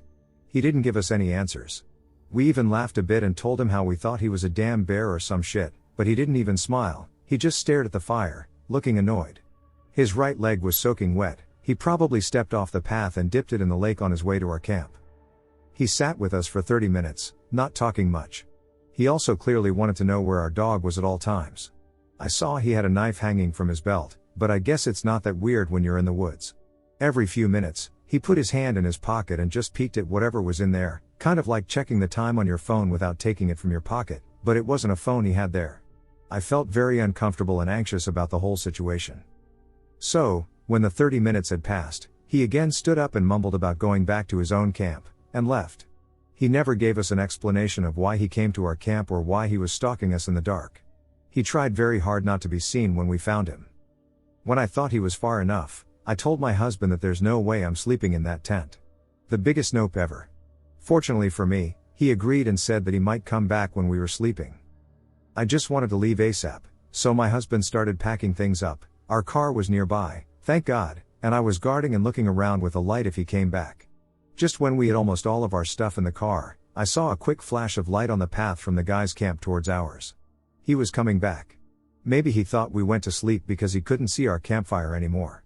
So yeah, we got in the car and left really quick. I don't know if we overreacted, but I had such a bad feeling about him. Who crawls in the dark, wet forest alone just to stalk some strangers? What would he have done if our dog hadn't hurt him? What were his motives? Maybe stab us to death when we were sleeping? I don't know and didn't want to stay there and find out. I'm just glad we had our dog with us. There's a chance she saved our lives. I think people are the scariest thing to find at night when you're camping. I love hiking in WA, never have I hiked alone just because I'm a woman and know my dangers are a little different. I was hiking Lower Lena Lake in the Olympics one year with my boyfriend at the time. This was years ago. The end of the trail leads to this big boulder that overlooks the lower lake, which is great to have lunch on before heading back. Once we packed up and started heading back, he needed to go to the bathroom, so he went off behind a bush.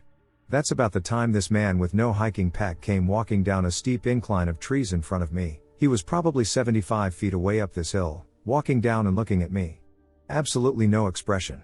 He didn't know I was with someone, and by the time my boyfriend came around the trail into view, the man stopped walking immediately and just stood there up the embankment.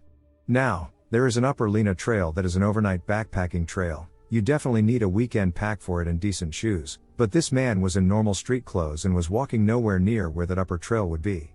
Once my boyfriend saw this guy, he acknowledged him with, "How's it going, bud?" And the guy said, "You guys enjoying the hike?" But then I never said anything else. Alarms would go off in my head at just the sight of this guy, and he gave me such an uncomfortable vibe. He proceeded to stand there and watch us go back down the trail. Luckily, she didn't follow us. But goddamn, it freaked me out. I'm very grateful I was with someone, because I feel like that could have been a very different outcome if I were alone. I've done that hike a grip of times now and never have had that experience again, let alone got that feeling from someone while hiking again. Me and my friends got chased out of our campsite by somebody. We were camping near a reservoir on some farmlands for a couple nights during the summer of 2020. It was really late at night, and everyone was planning to go to bed so we could get up early in the morning and explore some of the areas nearby. I left my tent with 3 friends to go out and take a piss by the dirt road leading to our site. As soon as I'm unzipping my fly, I hear what I think is someone running at me from the other side of the road. I freak out and bolt back to our tent, almost tripping over one of my friends' heads as I let myself back in. I claim someone tried to run at me, and all my other friends freaked out. We had some other friends in a different tent a bit further away, and we figured we'd all rush out of the tent, warn the other dudes, and then make a break for the car. As soon as we busted out of our tent and screamed for the other dudes to get out and run, one of my friends recalls that as he was running out and looking back, he swore there was someone else near our tent and that they were starting to head over to theirs. As we all managed to pile into our cars and start to book it, leaving our tents and other shit behind, one of my friends almost got pulled out of the car as he was slamming the door shut. We drove to one of the closest towns to the campsite and spent the night in a church parking lot.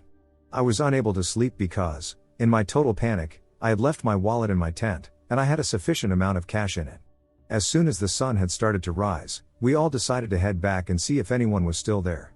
Although none of the camp was even touched, we managed to find fresh footprints near our tents that led out to the reservoir. To this day, we're still confused as to why whoever chased us out and why, even if they did, they never bothered to do anything with our belongings. Maybe it was just a bored farmer trying to scare the shit out of some teens? I'm still not exactly sure.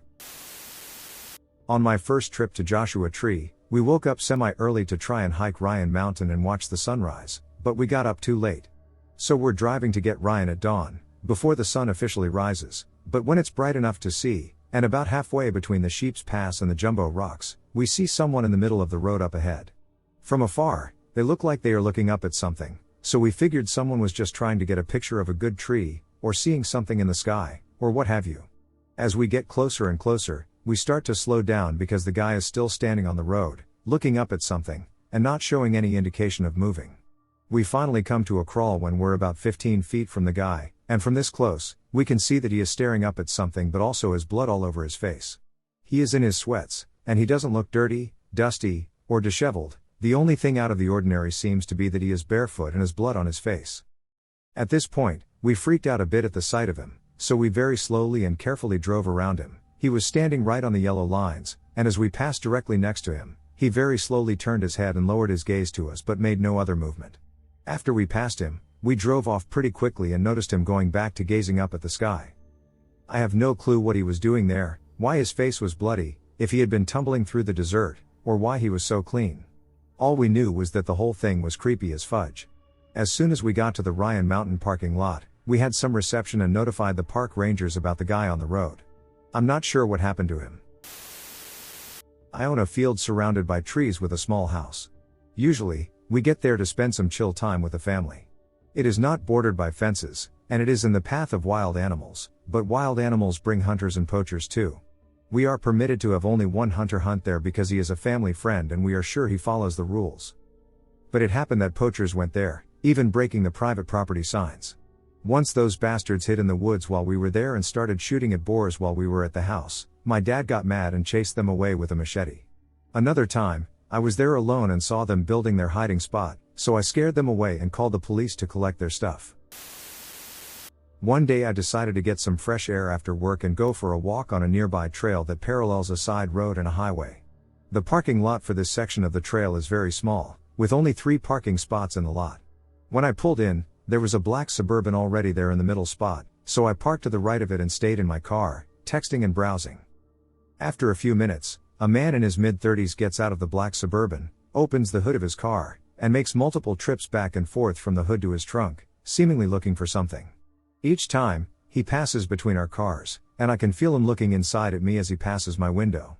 I become uneasy with the man, so I resolve not to get out until he's gone. About 15 minutes passed of him continuing to look in the hood of his car, walking to his trunk, and passing between our cars while trying to catch my attention. I avoid eye contact throughout. Now, I was going through something in my life at the time that, in this moment, put me in the mindset of I'm not going to let my discomfort with this man get in the way of me living my life, while simultaneously convincing myself that I'm probably overthinking, overanalyzing, and assuming the worst when this guy is probably just a normal guy. After my internal debate was over, I resolved to get out of my car and go for a walk. Immediately after I get out, I ask him if he's having trouble with his car. He says no. My logic in talking to him is to feel him out to decide whether it's safe to embark on a solo walk with this guy who would see exactly where I went. Mistake 1. His car had some sort of government tag, which made me more at ease, and I asked about the tags, to which he gave a long-winded explanation I don't remember. He then said, "Can I have a hug?" And I know this was so stupid of me, but I was so isolated during COVID that I figured he felt the same and that we somehow recognized that.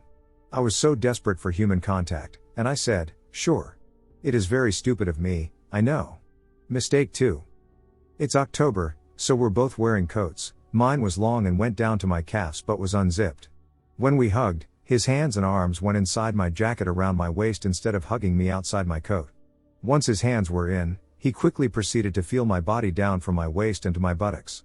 I immediately pulled away and said, "That was weird. I'm going on my walk now." I was panicked but didn't want to do anything that would make him act with urgency and escalate the situation. He was upset when I pulled away from our SA hug and asked if I wanted to hang out later, and he suggested we add each other on Snapchat. Again, I didn't want to upset him, so I let him request to add me. I know, so stupid. Mistake 3. After that, I immediately said, "Okay, I'm going for my walk. Now bye." I should have gotten in my car and noped out of there. Mistake 4. I speed walked out of view and instantly wished I had gotten in my car, as I now had no idea where this guy could be. My skin started to crawl, and I felt very much in danger out there in the woods. I sprinted through some dense bushes and crouched down so I was out of view. My heart was racing. About 30 seconds later, he came running along the trail, frantically trying to catch up to me. I stayed off the trail and ran through the woods to some thick bushes by the parking lot. I stayed there a while to make sure the coast was clear before going back to my car. Not long after, the man returns to his car, gets in, turns on the engine, and drives down the side road that parallels the trail. He slowly drives back and forth on the side road, turning around and starting over probably 3 times, seemingly looking for me at the points I'd have been along the trail if I'd been steadily walking since the time I'd started my walk. After about 5 minutes of my heart beating out of my chest as I watched this creep search for me, he gives up, turns onto the highway, and speeds off in the opposite direction from where he said he lived. The second he was out of sight, I sprinted to my car as fast as I could, and I couldn't believe what had just happened. I drove home in a silent state of shock and numbness and haven't let myself think about it too much ever since. Freaking terrifying. I can let myself acknowledge that now. I hope someone can learn from the mistakes I made during this encounter. Stay safe out there, everyone. My friend likes to go mushroom foraging, and one time she brought me with her.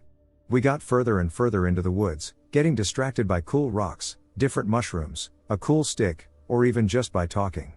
We were having a great time, just the 2 of us. Until we stumbled into a clearing where a man was sitting, skinning what looked like a deer. I was frozen for a second. I mean, I only moved to this yeehaw-ass town about 1.5 years ago. I'm from the Bronx, where you can see some weird stuff, but I am definitely not used to hunting culture. My friend and I were just sort of frozen. The man looked up, covered in blood, and said, "You know it's not safe for girls like you out here, right?" Then he let out a raspy laugh, instantly chilling my bones. He picked up his frighteningly large knife and just kept skinning the deer, muttering about all the dangerous animals in these woods.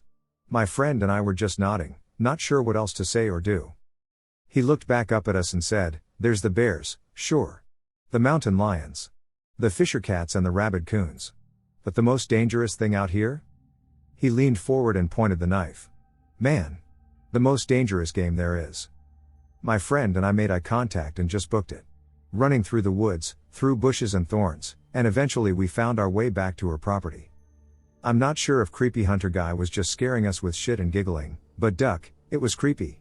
I'd like to think he just got fun out of scaring 2 teenagers, but Jesus Christ. Not in the mood for this dude to pull a Duck and Robert Hansen. In summer 2018, I went on a road trip with my dad and a friend. We went out to the staircase region near the peninsula and decided to jump off the party rock. Very desolate area down a dirt road at least 5 miles long. My friend and I swim for a bit, and then all 3 of us go down to the end of the dirt road to the lesser known entrance to Olympic National Park. No one, literally no one, was around this entire time. The whole parking lot is empty, the campsites are empty, and it's a gorgeous sunny afternoon. We decide to do a quick mile or so of hiking on the main trail to see the sights. We come out onto a big, beautiful bridge over the river and start taking photos of the scenery when a man about 6 feet 6 inches that looked like a stereotypical lumberjack type walks up out of seemingly thin air and asks if we want a picture all together. We say, "Sure, why not?" and as I was handing him my phone, I made eye contact. Instantaneously, the alarm bells started going off.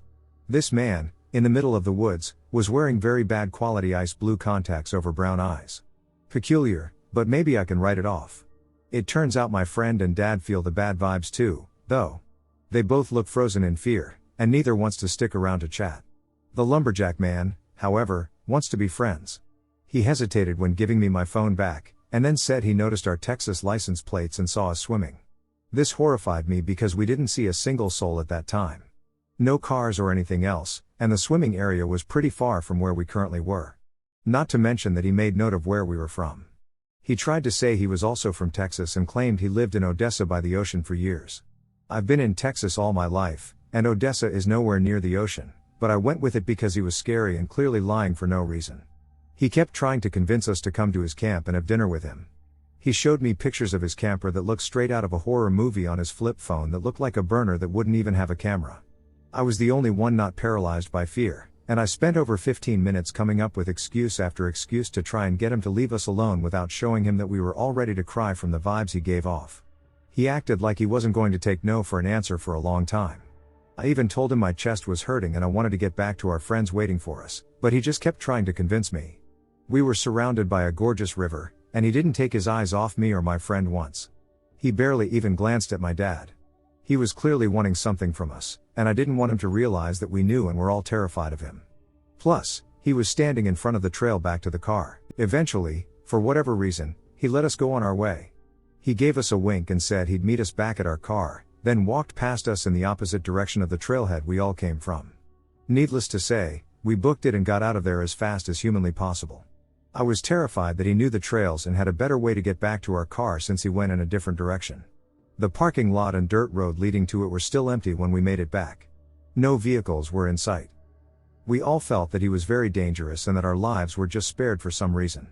We had no cell service, so as soon as we got it, we called our friends and told them what happened. Everyone tried to downplay it and say that he was probably just a strange guy, but the three of us felt without a doubt that our lives were in great danger while talking to him. To this day, I have never felt as horrified by a person as I did then. I have never felt more like my life was at risk.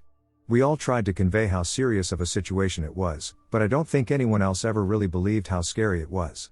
The part that really rocked me is that my dad is a pretty tough guy who never shows fear, which really rocked me. I hope that guy wasn't a serial killer, but my gut said he was.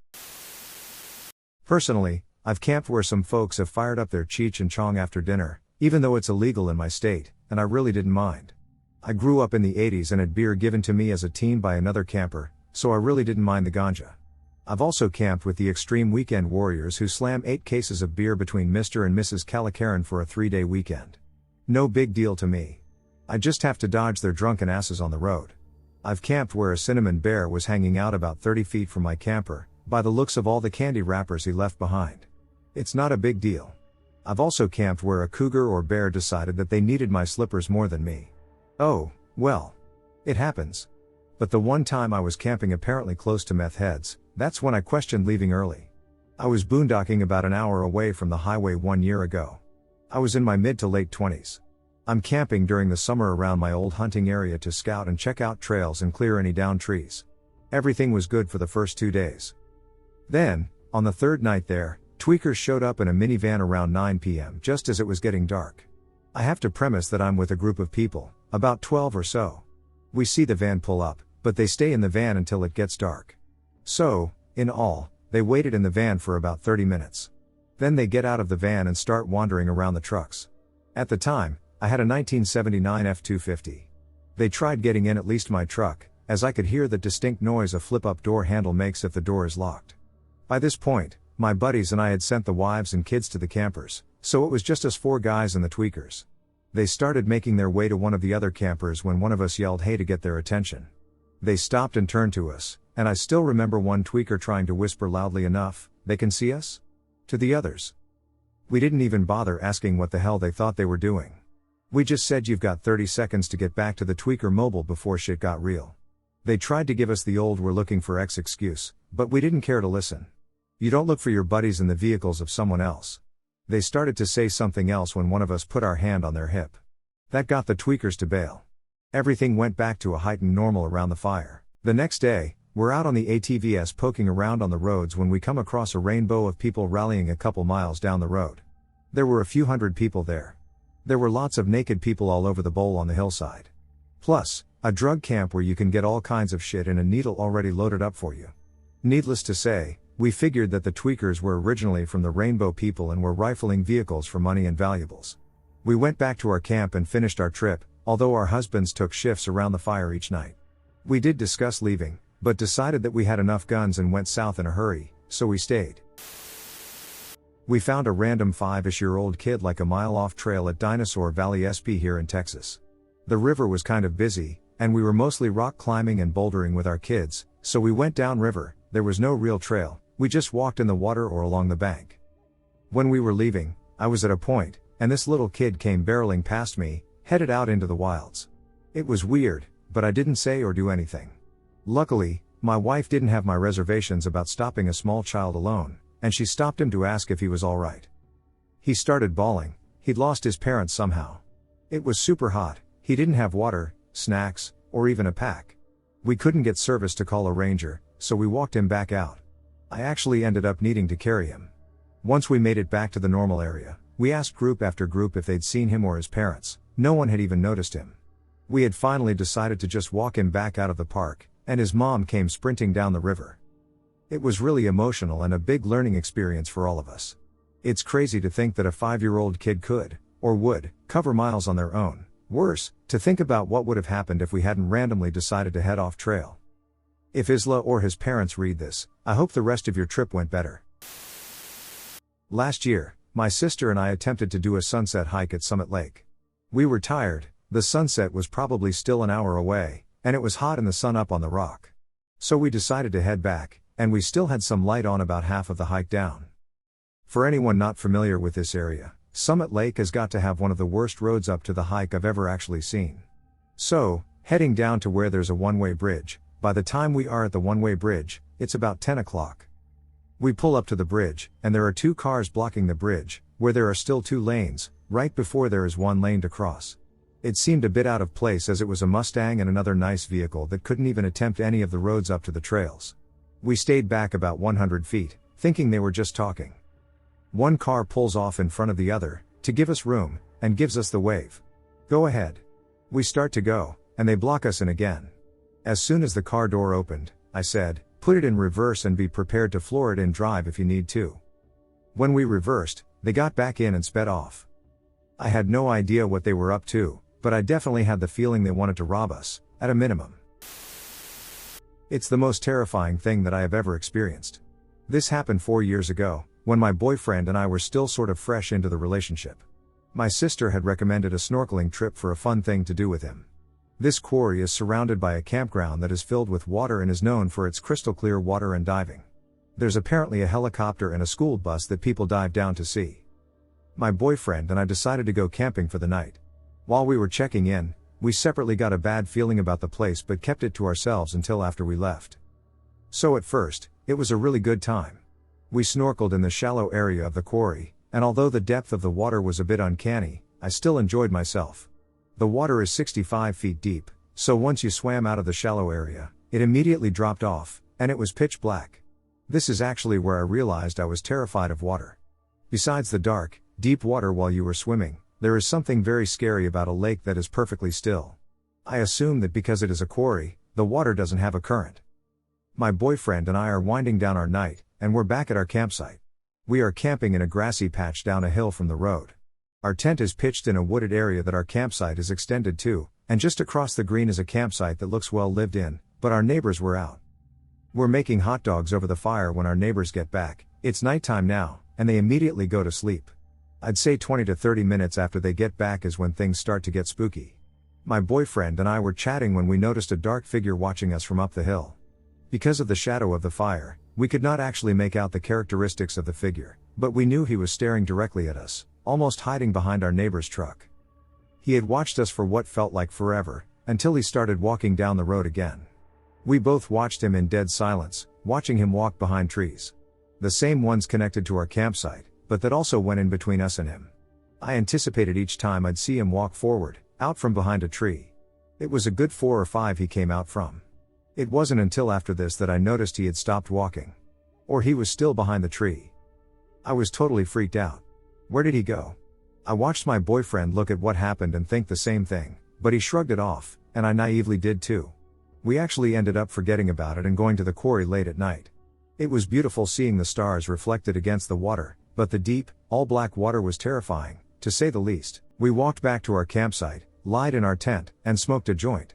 I soon began to feel an uneasy feeling, which I was trying to ignore, telling myself it's because I was high. After some silence between us, my boyfriend says to me, "Do you feel like we're being watched?" I said, "Why would you say that?" Half joking but full serious, and I was scared. My boyfriend wanted to get out of the tent, so we're standing by my car, and I got this stupid idea that being in the middle of the field that's in the middle of the campground is the safest place for us. My logic was that if someone was going to come up to us, at least we'd be able to see them. So we're in the middle of this field when we see a similar looking shadow figure from earlier staring at us. He must have been about 20 yards away. We both notice him while walking, and he's walking in the same direction as us. We change directions, and so does he. We tell one another if we change again, and he does too, that we're booking it for my car. When we change, he follows, and we book it for the car. I watched him from my seat as he slowly walked back into the darkness while still staring in our direction. My boyfriend at this point says to me, "Let's get out of here." I agree, but all our camping gear is outside. We quietly get our things together, not trying to freak the other one out. The weirdest part of this story, in my opinion, is the next part. My headlights weren't working, and there was a weird fog over my windshield that didn't go away no matter what we did. We had to drive out of the woods with only low beams and a strange fog over the window. We barely could see but got out of there. Weirdly enough, the fog went away right as soon as we went to the gas station. We got home around 1 a.m. I told my father the story the next day, and he said he's glad we got out of there, or else we could have gotten murdered. 2 people have died at this campground while snorkeling, which I found out after I got back. My boyfriend and I think it was either a person trying to kill us or a Wendigo. We've kind of settled on the Wendigo because what happened was so unexplainable to us. My husband and I go camping Sunday to Monday because those are the days he is off. The place we go to is first come, first served, and since it's the end of the weekend, we are usually some of, if not the only, people there. This time, there were 3 to 4 other groups there, pretty spread out. The site we chose was a lovely, shaded one that backed up to the hiking trail. This was our first time using our new tent, which was exciting. On all of the sites, there's a pretty clear spot where it's best to put your tent. On this site, it was right next to the little hill leading down to the trail. No big deal. During the day, that is. As soon as night rolled around, I realized that from the trail, you could see right up under the rain fly and into the tent. Oh well, we weren't about to move the whole tent. At night, it just looked like a creepy black void. Again, oh well. Around 1 a.m., though, it actually got creepy. First, as I was lying there, trying and failing to sleep, someone came up the path. No light or anything, just walking in the dark. First of all, why would you do that? Second of all, why would you walk up the little hill right next to our tent, stand there for a minute, and then turn around and go back? That's terrifying. Then, I'd say about 30 to 45 minutes later, I hear a car pull into our site. A few people got out and started walking around our site. At this point, I had grabbed the hatchet and hunting knife and was sitting there, ready to kill anyone who tried to enter the tent. We had put everything into either the tent or the locked car because it was supposed to rain. After about 5 minutes of them walking around and barely whispering, they got back in the car and left. Nothing else for the entire rest of the night. I eventually fell asleep out of pure exhaustion. This morning I asked my husband if he had heard that, and his response was, "Wait, what? I thought I dreamt that." So yeah, that was terrifying and will definitely taint my future camping trips for a while.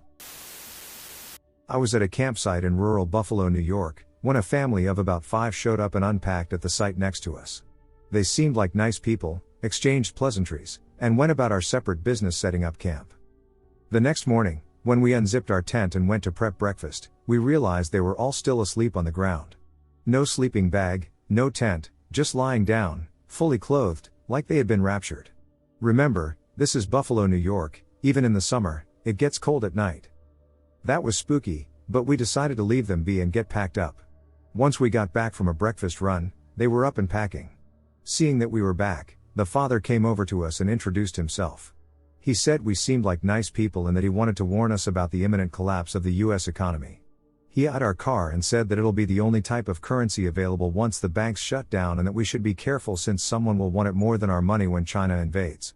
He pulled out his phone to try and show us a video that explains the whole thing, but we somehow extricated ourselves and booked it. Packed up and left faster than we ever have before.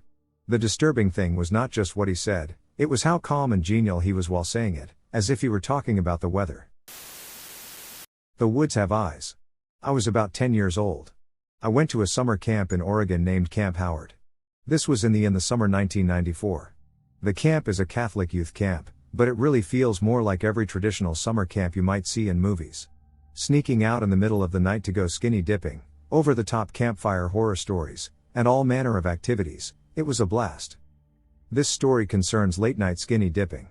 4 of us boys really hit it off. Nothing erotic, just as a disclaimer here, just that we all had similar thoughts and comforts about being nude around one another. Our cabin was near the old pool, dating back to World War II. It was concrete, old, and mostly still and moving water. They had a proper lake, but none of us felt comfortable walking that far in the dark. They also had a brand new swimming pool, but that was fenced off and had a security buoy that would screech if something disturbed it too much. It was about 2 weeks into my stay. Howard offered longer blocks back then, when my new camp besties decided some midnight skinny dipping was in order. For the purposes of the story, I'm going to name Sean, John, and Eric. Sean was like me in both looks and attitude. Both loved pretty much the exact same things. John and Eric were quite friendly and open-minded, but our interests were a bit off outside of swimming without clothing. John loved country music, horseback riding, and model building. I'm not, and Eric was into hardcore gangster rap, basketball, and DC Comics. I'm not. Sean could have been my brother. Both of us were raised in very nurturing and progressive families. We both loved the same music, video games, comics, books, and work. And both of us had discovered we were gay at an early age, so there was also that going for us. The 4 of us snuck out like ninjas in the night. I was skinny as a rail back then and quite adept at sneaking, and my eyes have always been exceptional in anything other than total darkness. Meaning no light particles at all. So, I didn't really need a flashlight, though we took one just to be safe. Our plan was to go, strip, swim, then get out and walk the trails just a little in the buff to air dry, then return to our beds unnoticed. We made it to the pool undetected. We changed our clothes and began to swim. Sean and I sat next to one another, talking about boys we liked back home. Eric and John were in the middle of a who can hold their breath the longest contest. Sean was telling me about this boy in class who was sweet but was too afraid to ask him out or anything. I said, we're still 10, let's worry about dating in high school. He agreed, worried that there might be some law or something he'd be breaking anyway. It was very shortly afterward that Sean put his hand on my chest. I want to restate that this wasn't a romantic advance, it's that oh my god kind of slap to the chest, much like a parent would to prevent someone from walking into danger. What? Oh, my god. Someone's out there. Sean shivered. Note that the water was cold but not freezing, it was still around 80 degrees Fahrenheit outside, so I figured if I wasn't shivering, then everyone else should be fine, right? Where? I asked. Sean pointed and even grabbed my chin to point me in that direction. He was right. Even in the dark, at around, say, 6 foot to 6.5 foot height, there were a pair of eyes in the shadowy shape of a man. The eyes behaved much like a cat's when they reflected light. That animal looked yellow-green in the dark, yet it was at the height of a man. Sean and I whispered to John and Eric to get over to us. They do, and we show them the shadow. John damn near screamed, but just did that sudden squeak and slapped his hands over his mouth. Eric uttered an obscenity and wondered if it was a counselor on night patrol. We asked, why wouldn't they have said anything then? Shine a flashlight, yell hey, you kids. Or something. Eric insinuated something fairly dark that I won't repeat, but the irony of telling Eric that his argument didn't hold water isn't lost on me. Sean asked what we should do. I said, we grab our clothes and run. We hold hands so nobody gets lost, and we book it. I said I'd take the lead since my night vision is the best. We get close to our cabins, throw our clothes back on, climb back into the cabin, and get into bed. They agreed. I counted to 3, and we ran. We grabbed our clothes. I hadn't thought to put our sandals back on, so let me tell you, running on that trail hurt for days after. We ran, looking over our shoulder. The figure seemed to be following but was still getting further and further away. We made it to the rally point, got dressed, and climbed into the cabin. We slipped back into our bunks, and no one was wiser. Every now and again, while walking to the campfire, we'd swear we'd catch glimpses of the figure. All summer long, it was this eerie presence. My counselor one night sat the 4 of us down. He noticed a drastic change in our moods and behaviors.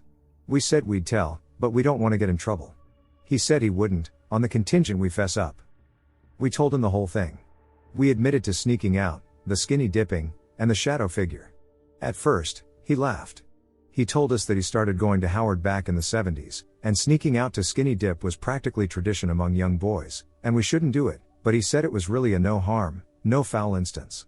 His expression darkened, and he confessed that as far back as 1978, the last year he attended as a youth, He also saw the same figure. He told us that he told his counselor roughly the exact same story. He and a much larger group of boys had snuck out for a skinny dip when they also saw the figure.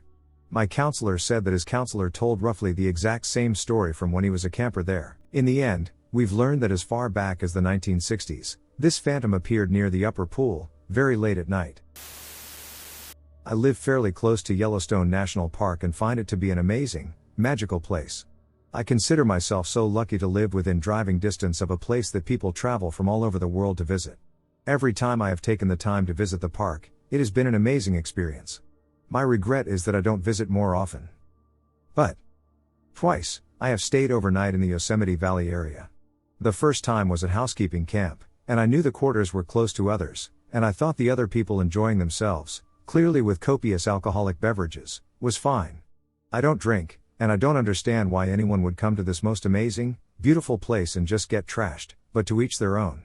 I am there for my reasons, others come for theirs, and I accept that. Except for the folks directly next door to me who decided to drink all night and, as happens with booze, became increasingly loud until 4 a.m. They were never obnoxious but were very loud, and I got zero good sleep. My plans for the following day were ruined as I was dead tired and annoyed.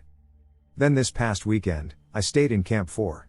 Again, I knew the campsites were basically on top of each other, but I really was wishing for the best.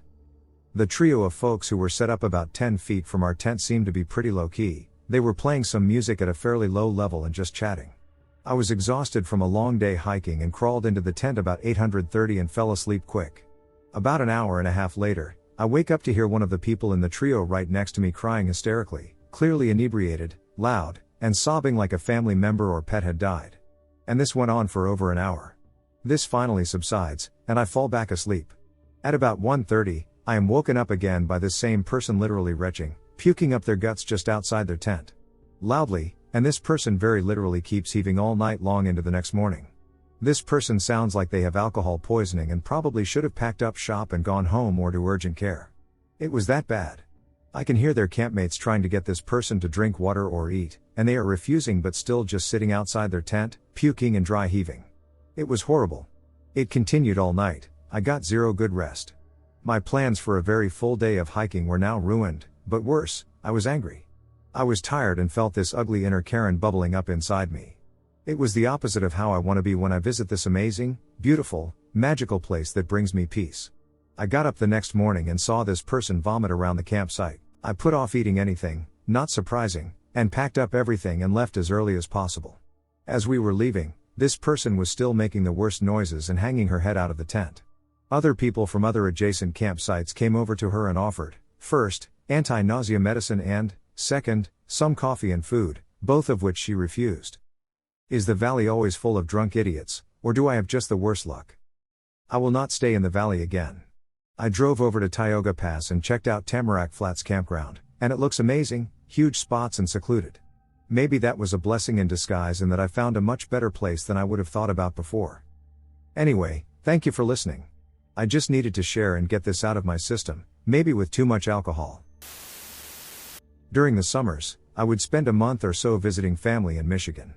Some of my cousins my age would go to a camp in the up called Hiawatha. The cabins we got assigned for the week had about 6 campers and 2 counselors, and were spaced far apart from each other, deep in the woods, away from the common area. There were stories about a father and son who were hunting near the campgrounds during the off-season. The story went that the father thought he saw a big buck and took a shot at it, only to get to the deer and find out he shot his son in the neck. Being so deep in the woods and taking such a fatal shot, he shot his son in the head to stop the pain. The game and wildlife agents that found them said the father suffered an apparent gunshot that would go through the roof of his mouth and out of his head in what looked like a murder or suicide. The counselors always felt it was necessary to tell this story to the younger or new campers. Now, I don't know if hearing the story and the atmosphere of cabins being so far from the common areas and deep in the woods caused me to see things. However, a friend and I were walking from the cabins to the mess hall early one morning. Before the breakfast bell, we saw what looked like a father and son dressed like they were hunting and carrying shotguns walking towards our cabin. Ours was almost second to being the farthest from anything. We took off so fast, sprinting through the trees, and once we hit the open field between the cabins and the mess hall, we saw another group of guys running out behind us. We were shocked to see anyone else before the bell rang and was running no less. We asked why they were running as well. They looked back from the direction they came, turned back to us, and said, "We saw a hunter pointing a shotgun at us." I've always been super creeped out by this experience, and I thought a long time about sharing it, but it wasn't until I told one of my friends this story that they pointed out this might be a Men in Black type of story. Anyway, here we go. It was my middle brother's 10th birthday party, so this was 2006, and the woods where I grew up as my backyard were Seneca Creek Park, which is also where Blair Witch supposedly took place. My brother's birthday party was pirate themed, lol, and I guess my mom had given us chocolate coins for treasure. I don't really remember why, but all the boys at the party, myself, and my mom walked through the woods before having cake. My youngest brother, Jesse, 6 at the time, told me that when we got back to the house, he left his coins by the bridge in the woods.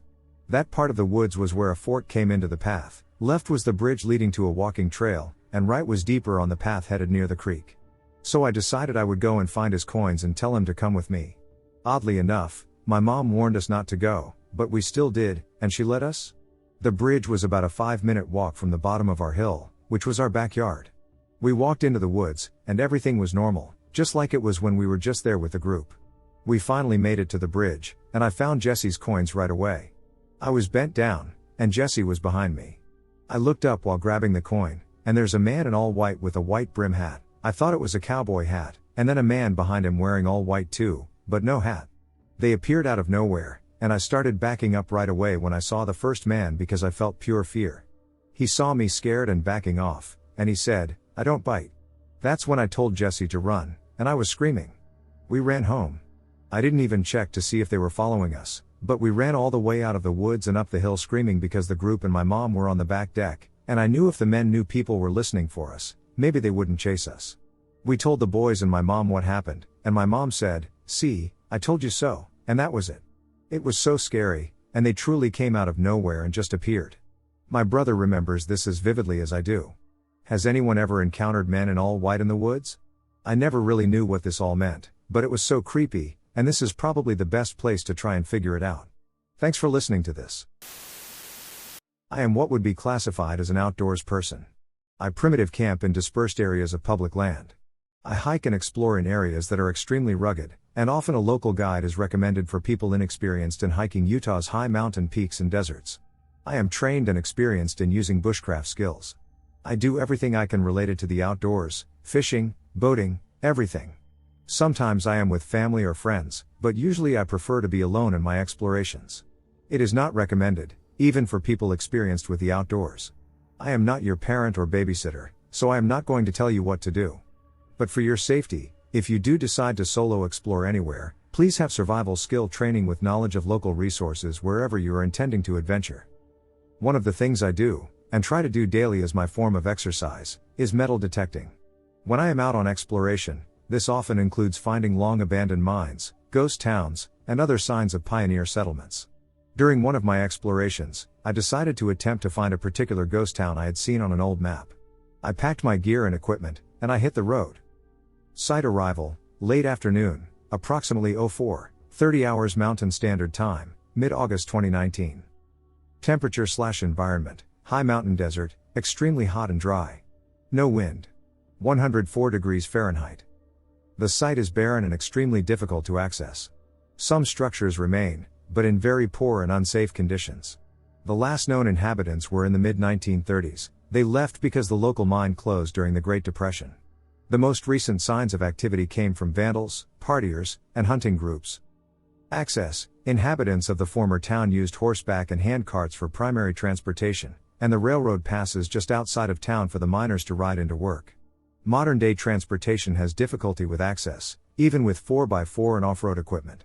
The roads to access this area are extremely rugged, with desert rock terrain ascending and descending across sharp cliff sides and deep canyon walls. The nearest current rural resident is almost 17 miles away. Accessing this area on foot is near impossible. I arrived and set up my shelter, a 2-man tent that requires staking into the ground and has a full cover rain shell. Entering the tent means zipping open the rain shell and then zipping open the tent door. I found an area in a stand of juniper trees and pushed the stakes into the soft soil under the base of the trunks and roots. I was happy. It was early evening, my shelter was already up, and I had my cooking fire roaring away and preparing itself for the juicy ribeye I was eating for dinner. While my fire was setting up, I performed a basic security check of my location. I walked around in V-shaped lines through my camp area and then explored the immediate perimeter. I was completely alone. I was isolated in desolation, with no signs of current human activity for as far as I could see and hear. It was paradise. I didn't see anything of particular concern during my patrol, aside from taking general precautions for possible wildlife encounters, snakes, mountain lions, etc. I headed back to camp, had dinner, a drink of bourbon, and went to bed around 09:30 hours. Before bedding down for the night, I performed one last sweep of my camp and ensured everything was locked down. I climbed into my tent, prepped my sleeping spot, put my gun in its normal spot next to me, and turned out my light. I awoke the next morning when the sun became too intense to bear. It was only just after 7 a.m., and it was already hot as hell outside. My feet were facing east, so the morning sun was glaring directly into my face. I tried to pull my pillow and extra blanket over my eyes to create a shade tent. It worked. I started drifting back to sleep. Then my bladder decided it was also awake and desperately needed to be emptied. I fought the urge to get up and rolled back over. I started shutting my eyes again. Then, I heard something that immediately sent shivers down my spine. At this point, I will let you in on a little bit of background about myself without going into any specific details. I have spent much of my working life in security and investigation positions. I have been involved in hostile situations requiring the use of force and been assigned to high-risk cases. During the course of my employment, I have learned how to track and locate humans. With this adapted skill set come certain abilities, like being able to identify details about someone based on listening to their footsteps. And that is exactly what caught my attention that morning, laying in my tent with an overfilled bladder trying to burst out the front of my abdomen. Footsteps. Human footsteps. The footsteps were very close to where I was lying. I lay completely still. In the desert, it is so quiet that you can hear pebbles bouncing off the faces of boulders from across a canyon. Any movement I made would alert this person. I do not know their intentions, and I definitely don't want them to come any closer to my tent. I froze motionless and focused on practicing intentional breathing. I breathed in for 2 breaths and out for another 2. Repeat. This helped immediately slow my heart rate and allow me to reground my senses. The entire time, I am listening to this person walk around my camp. The sound of the footsteps indicates that the person is male. Unknown age or appearance. Unknown height. Weight, approximately 180 to 200 pounds. His footsteps are alarming, aside from their presence. The way he is placing his feet is in an unnatural and intentional pattern. He isn't just strolling through. He is moving methodically, as if trying to tiptoe through the desert, the same way a predator moves while circling its prey and trying to camouflage their motions so as not to disturb the surrounding environment. I continue listening and breathing, hoping my intentional breathing sounds like someone dozing heavily and unaware. He tiptoes away from me, towards my car. I listen as he tries pulling on the car doors. I hear him walking around the car, probably looking in the windows. In the back seat is my daughter's car seat. It is always in there, even when I am out solo. I also have princess coloring books and a pink-colored pencil case sitting in plain view in the back seat.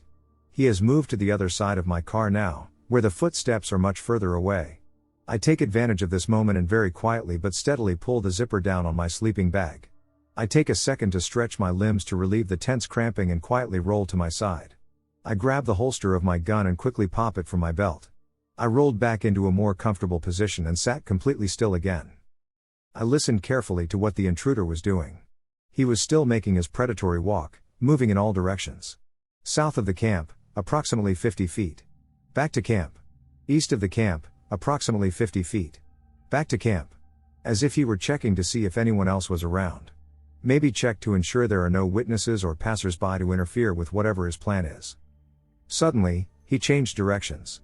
He was walking in my direction. Not walking. Slow charging. The same intimidating walk that police officers do when approaching a suspect. Commanding. Purposeful. Marching directly towards my tent. His intense walking pattern was also making quite a bit of racket, so he was unable to hear anything I might have been doing. I slowly changed positions so I was sitting up, making sure not to make any drastic movements that would ruffle the tent. I quietly pulled my firearm from the holster and switched the safety to off upon its release in my hand. I pulled my arms into my chest, raising the gun to the hold ready position. I waited. He was still on his march, almost to the side of my tent. He stopped right at the side and then slowly crept around it, looking to see if I was awake. He then slowly walked around to the front of the tent and stood there. He walked back and forth a couple of times, looking in different directions. Then he came up to the tent door. I heard him undo the Velcro for the zipper on the rain fly. I held the grip of my pistol with my right hand and had my left laying flat and peacefully across the top of the slide. With a certain amount of demonstrated violence and intensity, he yanked the zipper up. Zip. He stopped and looked around again to see if anyone had noticed that sound. Apparently not. He reached in, grabbed the second zipper, and started trying to pull on it. The zipper that was 5 inches from my knee was the only thing separating me from this person. The zipper was mildly jammed, so he was struggling for a second and trying to get the track to line up correctly. I took a second to let him know I was sitting there. I squeezed the slide in my left hand and racked my gun as hard and loud as I possibly could, then immediately put my hands into the fire-ready position, with the barrel pointing directly at him. He fell backwards onto his buttocks, taking 3 sliding hops back to escape while he was stumbling. He froze in place, and I could see his silhouette rise slowly from the ground with his hands raised above his head. He stood in place for about 10 seconds and then slowly stepped backwards, inching away from me with every move. He continued to walk away, stop, and check to see if I was coming out. Then move further away and repeat the process. Eventually, he sounded as if he had moved out of his ear. Maybe 2 to 3 minutes after I pointed my gun at him. I crawled forward and opened the zipper on my tent door. The door to my rain shell was flapping in the breeze. I quickly identified my next point of cover and didn't see any signs of anyone being around. I dodged from my tent and was able to safely maneuver to the tree stand near my vehicle. I waited in between 2 junipers and scanned the entire area before emerging from my concealment to complete a detailed patrol of the camp. I did not find anything out of place or suspicious after this. I do not know which direction the person went, where they came from, or how they were able to access such a remote location while traveling on foot.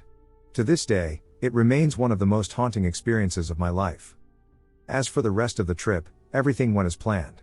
The town is amazing, with a fascinating life story. I stayed for 2 more nights and didn't see a single other person the entire 4 days I was there. I was out hiking in a pretty remote area the other day. The area was actually marked as a nature preserve. Foot traffic only. I was taking my time, exploring, when I heard engines in the distance. Whatever, it's the woods, and there's probably people riding the trails nearby. But then they came to the nature preserve. A bunch of ATVs, blaring music and revving engines, ripped up the path. I suddenly felt very unsettled. I don't particularly enjoy coming across other people when I'm out hiking, but if they're quiet and respectful and keep their distance, I'm okay with it. The trails are for everyone, and I can't expect to be the only one who can use them at any particular time. I'm a solo female hiker, so sometimes it's difficult to gauge whether I'm being paranoid or just cautious. I carry a knife, and I've never had any real experience running into anyone who meant any ill will toward me in the woods. However, I experienced a strong negative vibe and had to abruptly end my hike. It's probably just some people out having a good time, but I'm still a little sour that they killed the vibe. Anyone else have experience with this? I took my then girlfriend camping along a remote dirt road in the Allegheny National Forest in Upper Pennsylvania. We set up camp alongside a beautiful stream, about 30 yards from the narrow dirt road and close to a thick stand of hemlock. At one point, as we sat by our fire, I could hear a vehicle approaching, and as it passed, they slowed down to a crawl. We just sat still and watched it pass. I could then hear it backing up and doing multiple turns just out of line of sight. My Wrangler was parked parallel to the road, so I opened the tailgate and stood behind it as cover. She hunkered down on a rock out of view beside the back tire. At that time, I didn't carry firearms, so I just hoped we looked too sketchy to hit. The vehicle then appeared, going very, very slowly, and came to a full stop directly in front of me. It then sat there for at least a full minute, windows up, while I stood there without moving, ready to do something.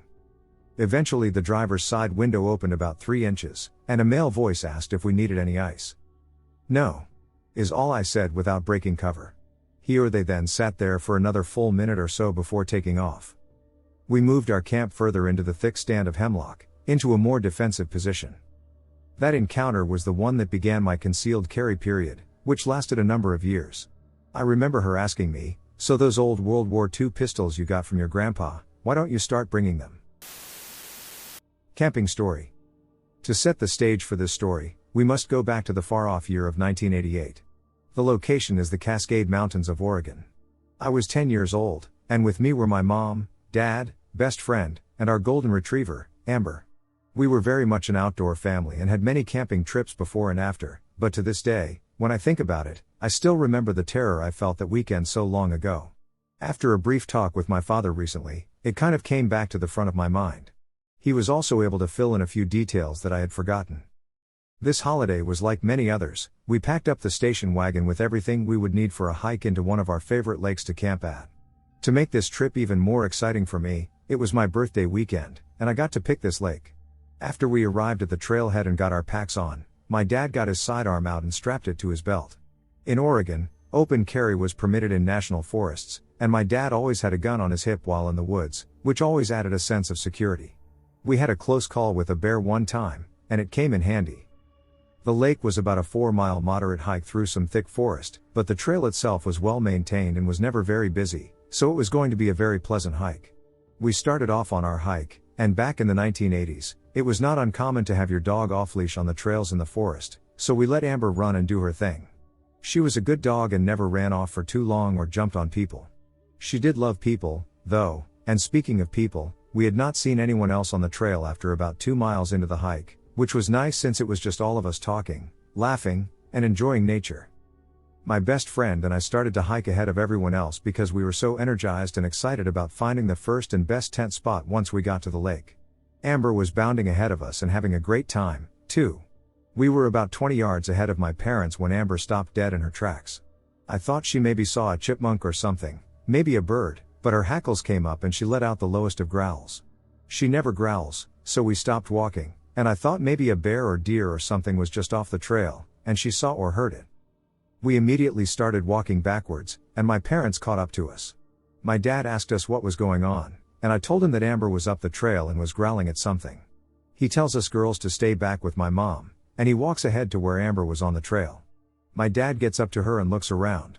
I hear Amber whimper a bit while looking off the trail. My dad comforts her, calls her back, and walks back to us. He says it must have been an animal, and he did not see anything right off the trail or ahead of us. He says to let him take the lead, and we continue to hike. It did not take long before it was forgotten, and Amber and the rest of us are all having a good time again. We arrived at the lake, and much to my delight, there was no one else camping there. The water was clean and blue, and the shade from the trees made the whole scene just perfect. My friend and I found the best spot to set up our tent, and my parents followed suit. After we had camp set up, my folks went off to fish just down the hill, and my friend and I took off with Amber to walk around the other side of the lake to catch salamanders. We only made it about 1/8 of a mile when Amber stopped and started to growl. We stopped and looked around and heard brushes rustling. Then, right in front of us, a man walked out of the trees. Amber stayed right by our sides and started to bare her teeth. He was taller than my dad, so at least 6 feet 4 inches, was very skinny, but had very broad shoulders. He was clean cut and was wearing black jeans and a white polo shirt with loafers. I mean, he did not look like he had hiked at all or was even dressed for the outdoors. He almost looked like he had come out of church. We just stood there, trying to process this situation, when Amber began to bark.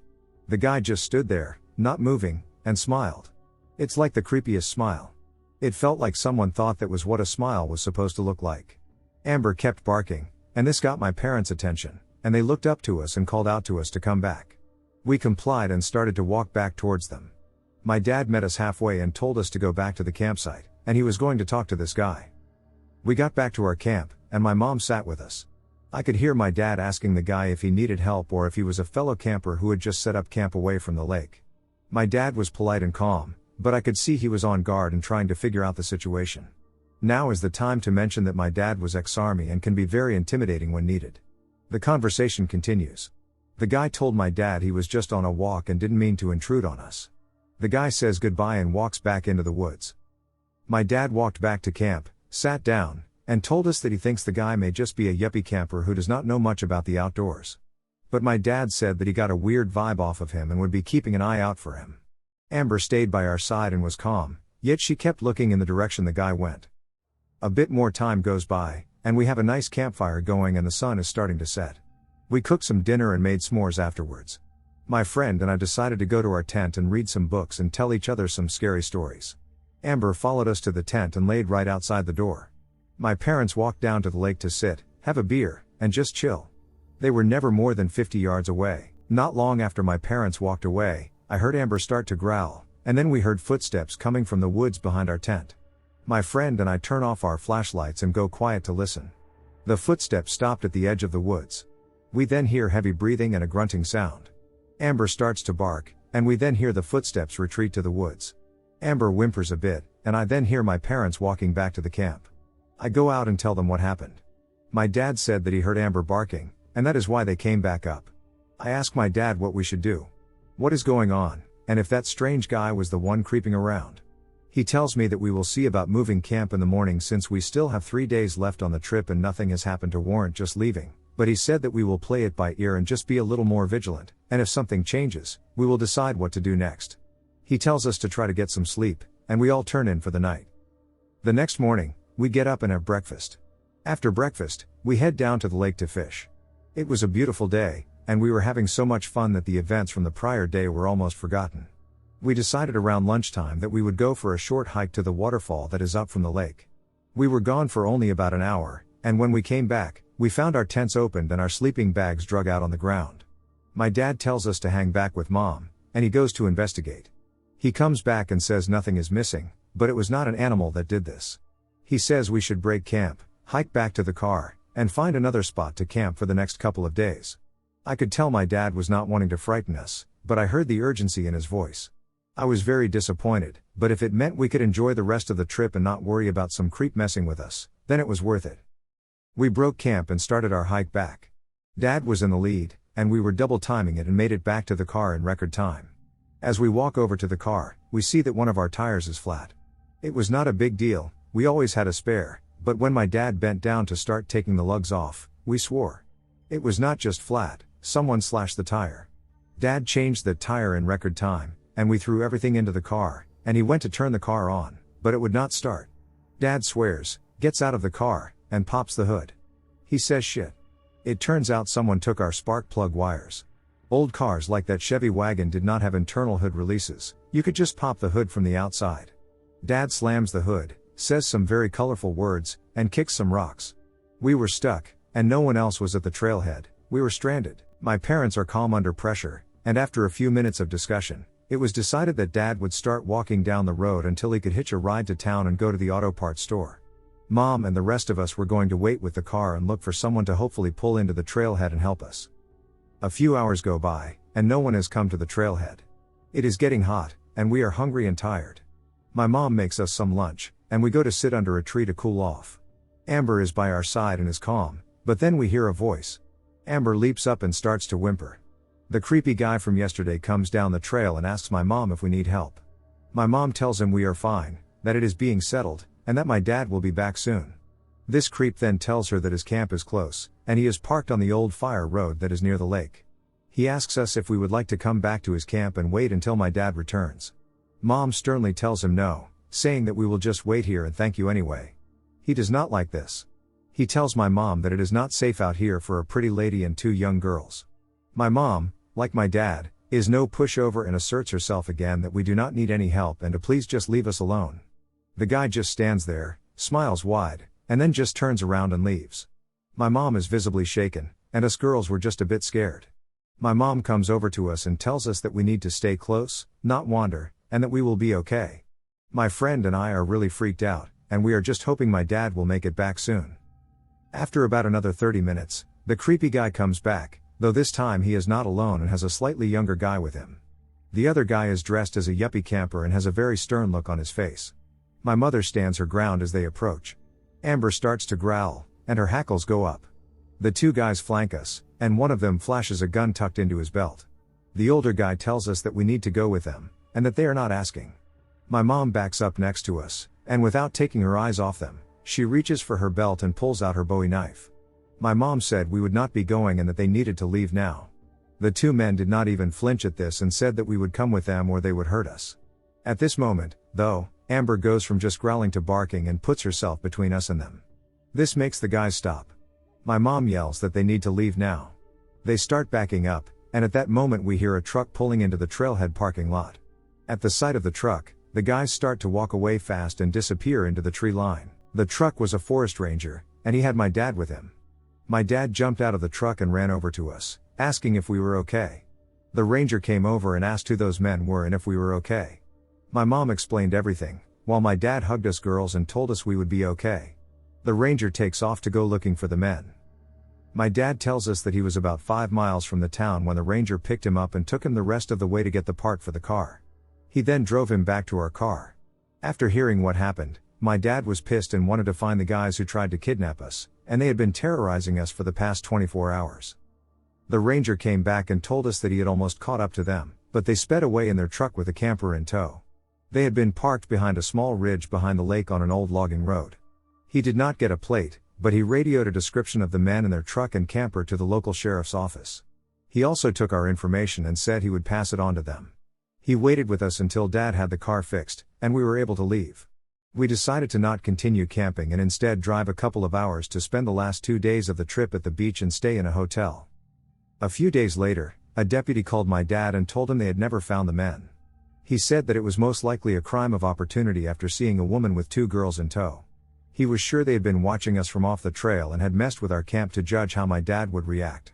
When my dad seemed to be too big of a threat, they sabotaged our car, hoping to put us in a position where we were vulnerable. He said they would follow up with us if they found out anything else, but according to my dad, nothing ever came of it. Years later, I tried to do some research on crimes in that area of Oregon during the 1980s that might have involved something like what we experienced. All I could find were a few reports of campers being robbed and a few cars being broken into. There was one case of a young lady and her dog going missing from an area near there, but it was never determined what had happened to her, or even if it was something bad or she just ran away. I can tell you that we did go back to that lake a few years later and had a very uneventful camping trip. It was nice to go back and find some joy in a spot that was special to me. I really hope those creepy guys never hurt anyone, and maybe they were caught for other crimes. I will never know, though. I just hope to never run into a situation like that again. I can say that having a dog with us helped our situation. She was the hero and kept us alert. Amber went on to live until she was 12 years old, when she passed away with her favorite people around her. Remember to stay safe, stay watchful, and it never hurts to have a sweet, brave dog with you. In 2015, when I was 19 years old, I was still living at my parents' house in a small rural village in Germany. One of my closest friends was living only 2 streets away from my place. My friend and I were both secret smokers. Kind of childish, I know. We often met up at night to have a smoke together in our car before going to sleep. Which, in hindsight, was super dumb because both our parents told us separately, years later, that they could totally smell the residue of smoke in our respective cars. It all started with both of us being too afraid to stand in an alley in the dark to smoke. And over time, it became a kind of ritual where we used to talk about life, our day, and the usual shit. We were very close at the time. In December 2015, I messaged my friend shortly after midnight. I asked her if she was willing to meet up for the usual. Just have a smoke and talk about some shit. She replied that she was going to pick me up with her car this time. So I stealthily left the house, walked around the corner, and jumped into the passenger seat of her car. For more than a month now, we've had a new regular spot to park the car and just sit there. It was on a dirt road in the forest, just outside of town. You might see where this is going, and that this is kind of dumb. In September, we were still just parking in an alley in town. But we got spotted once by the parent of a mutual friend. So we decided to go more low-key and picked a new spot outside of town, in one of the forests connecting our village to the next one via backroads. Honestly, the spot was a great mixture of being scary and kind of romantic. It was dead silent in the woods. In rural German forests like that, there are barely any audible animals. It felt great to just sit there with the windows down while talking in a low voice and just listening to the silence outside of the car. The latter part will become important. Less than 5 minutes after I entered the car, we parked on the small dirt road inside the local forest. Lights off, windows down, no radio. Just sitting with a close friend and almost whispering about whatever is on your mind. We've been sitting there for a few minutes. The radio and car lights were turned off ever since we parked. The only light inside the car was the dim lighting of the onboard computer. By that time, my eyes were adjusted to the darkness. While in conversation, my eyes passed to the mirror on the passenger door. The right side of the car. In the mirror, I saw a human-like silhouette standing in the distance behind the car, in the shrubbery of the woods. Not on the dirt road. My first reflex was to freeze. I stayed silent for a few seconds and did not answer my friend's question. I told her in a whispering voice that I could see somebody standing in the woods behind us. She then laughed loudly. She thought I was bullshitting. But when I remained silent and fixated on the mirror, she realized that I was serious. I looked at her and told her to just drive. There is somebody in the woods with us. She said okay and turned on the car and the lights. She put the car in drive and started to turn the car around 180 degrees to face the road going back to our town. When the car faced our intended direction, the lights illuminated the dirt road and surrounding shrubbery. And there was a man, clear as day, standing on the right side of the road. He was barely illuminated for a few seconds before he turned to his left and sprinted into the woods. The thing that bugs me about this is that he was a fair bit closer. He then switched sides. Before we turned the car, he was on the passenger side, but after we turned, he was on the side of the road where the driver's side was previously located. That, plus being closer, makes me think that he was about to approach the driver's side. We drove back to her place and fell asleep after talking about the possibilities for a while. I know that this does not read as being as excitingly creepy as some other things. But there is something creepy about being in complete darkness and silence, and then suddenly another human is close by.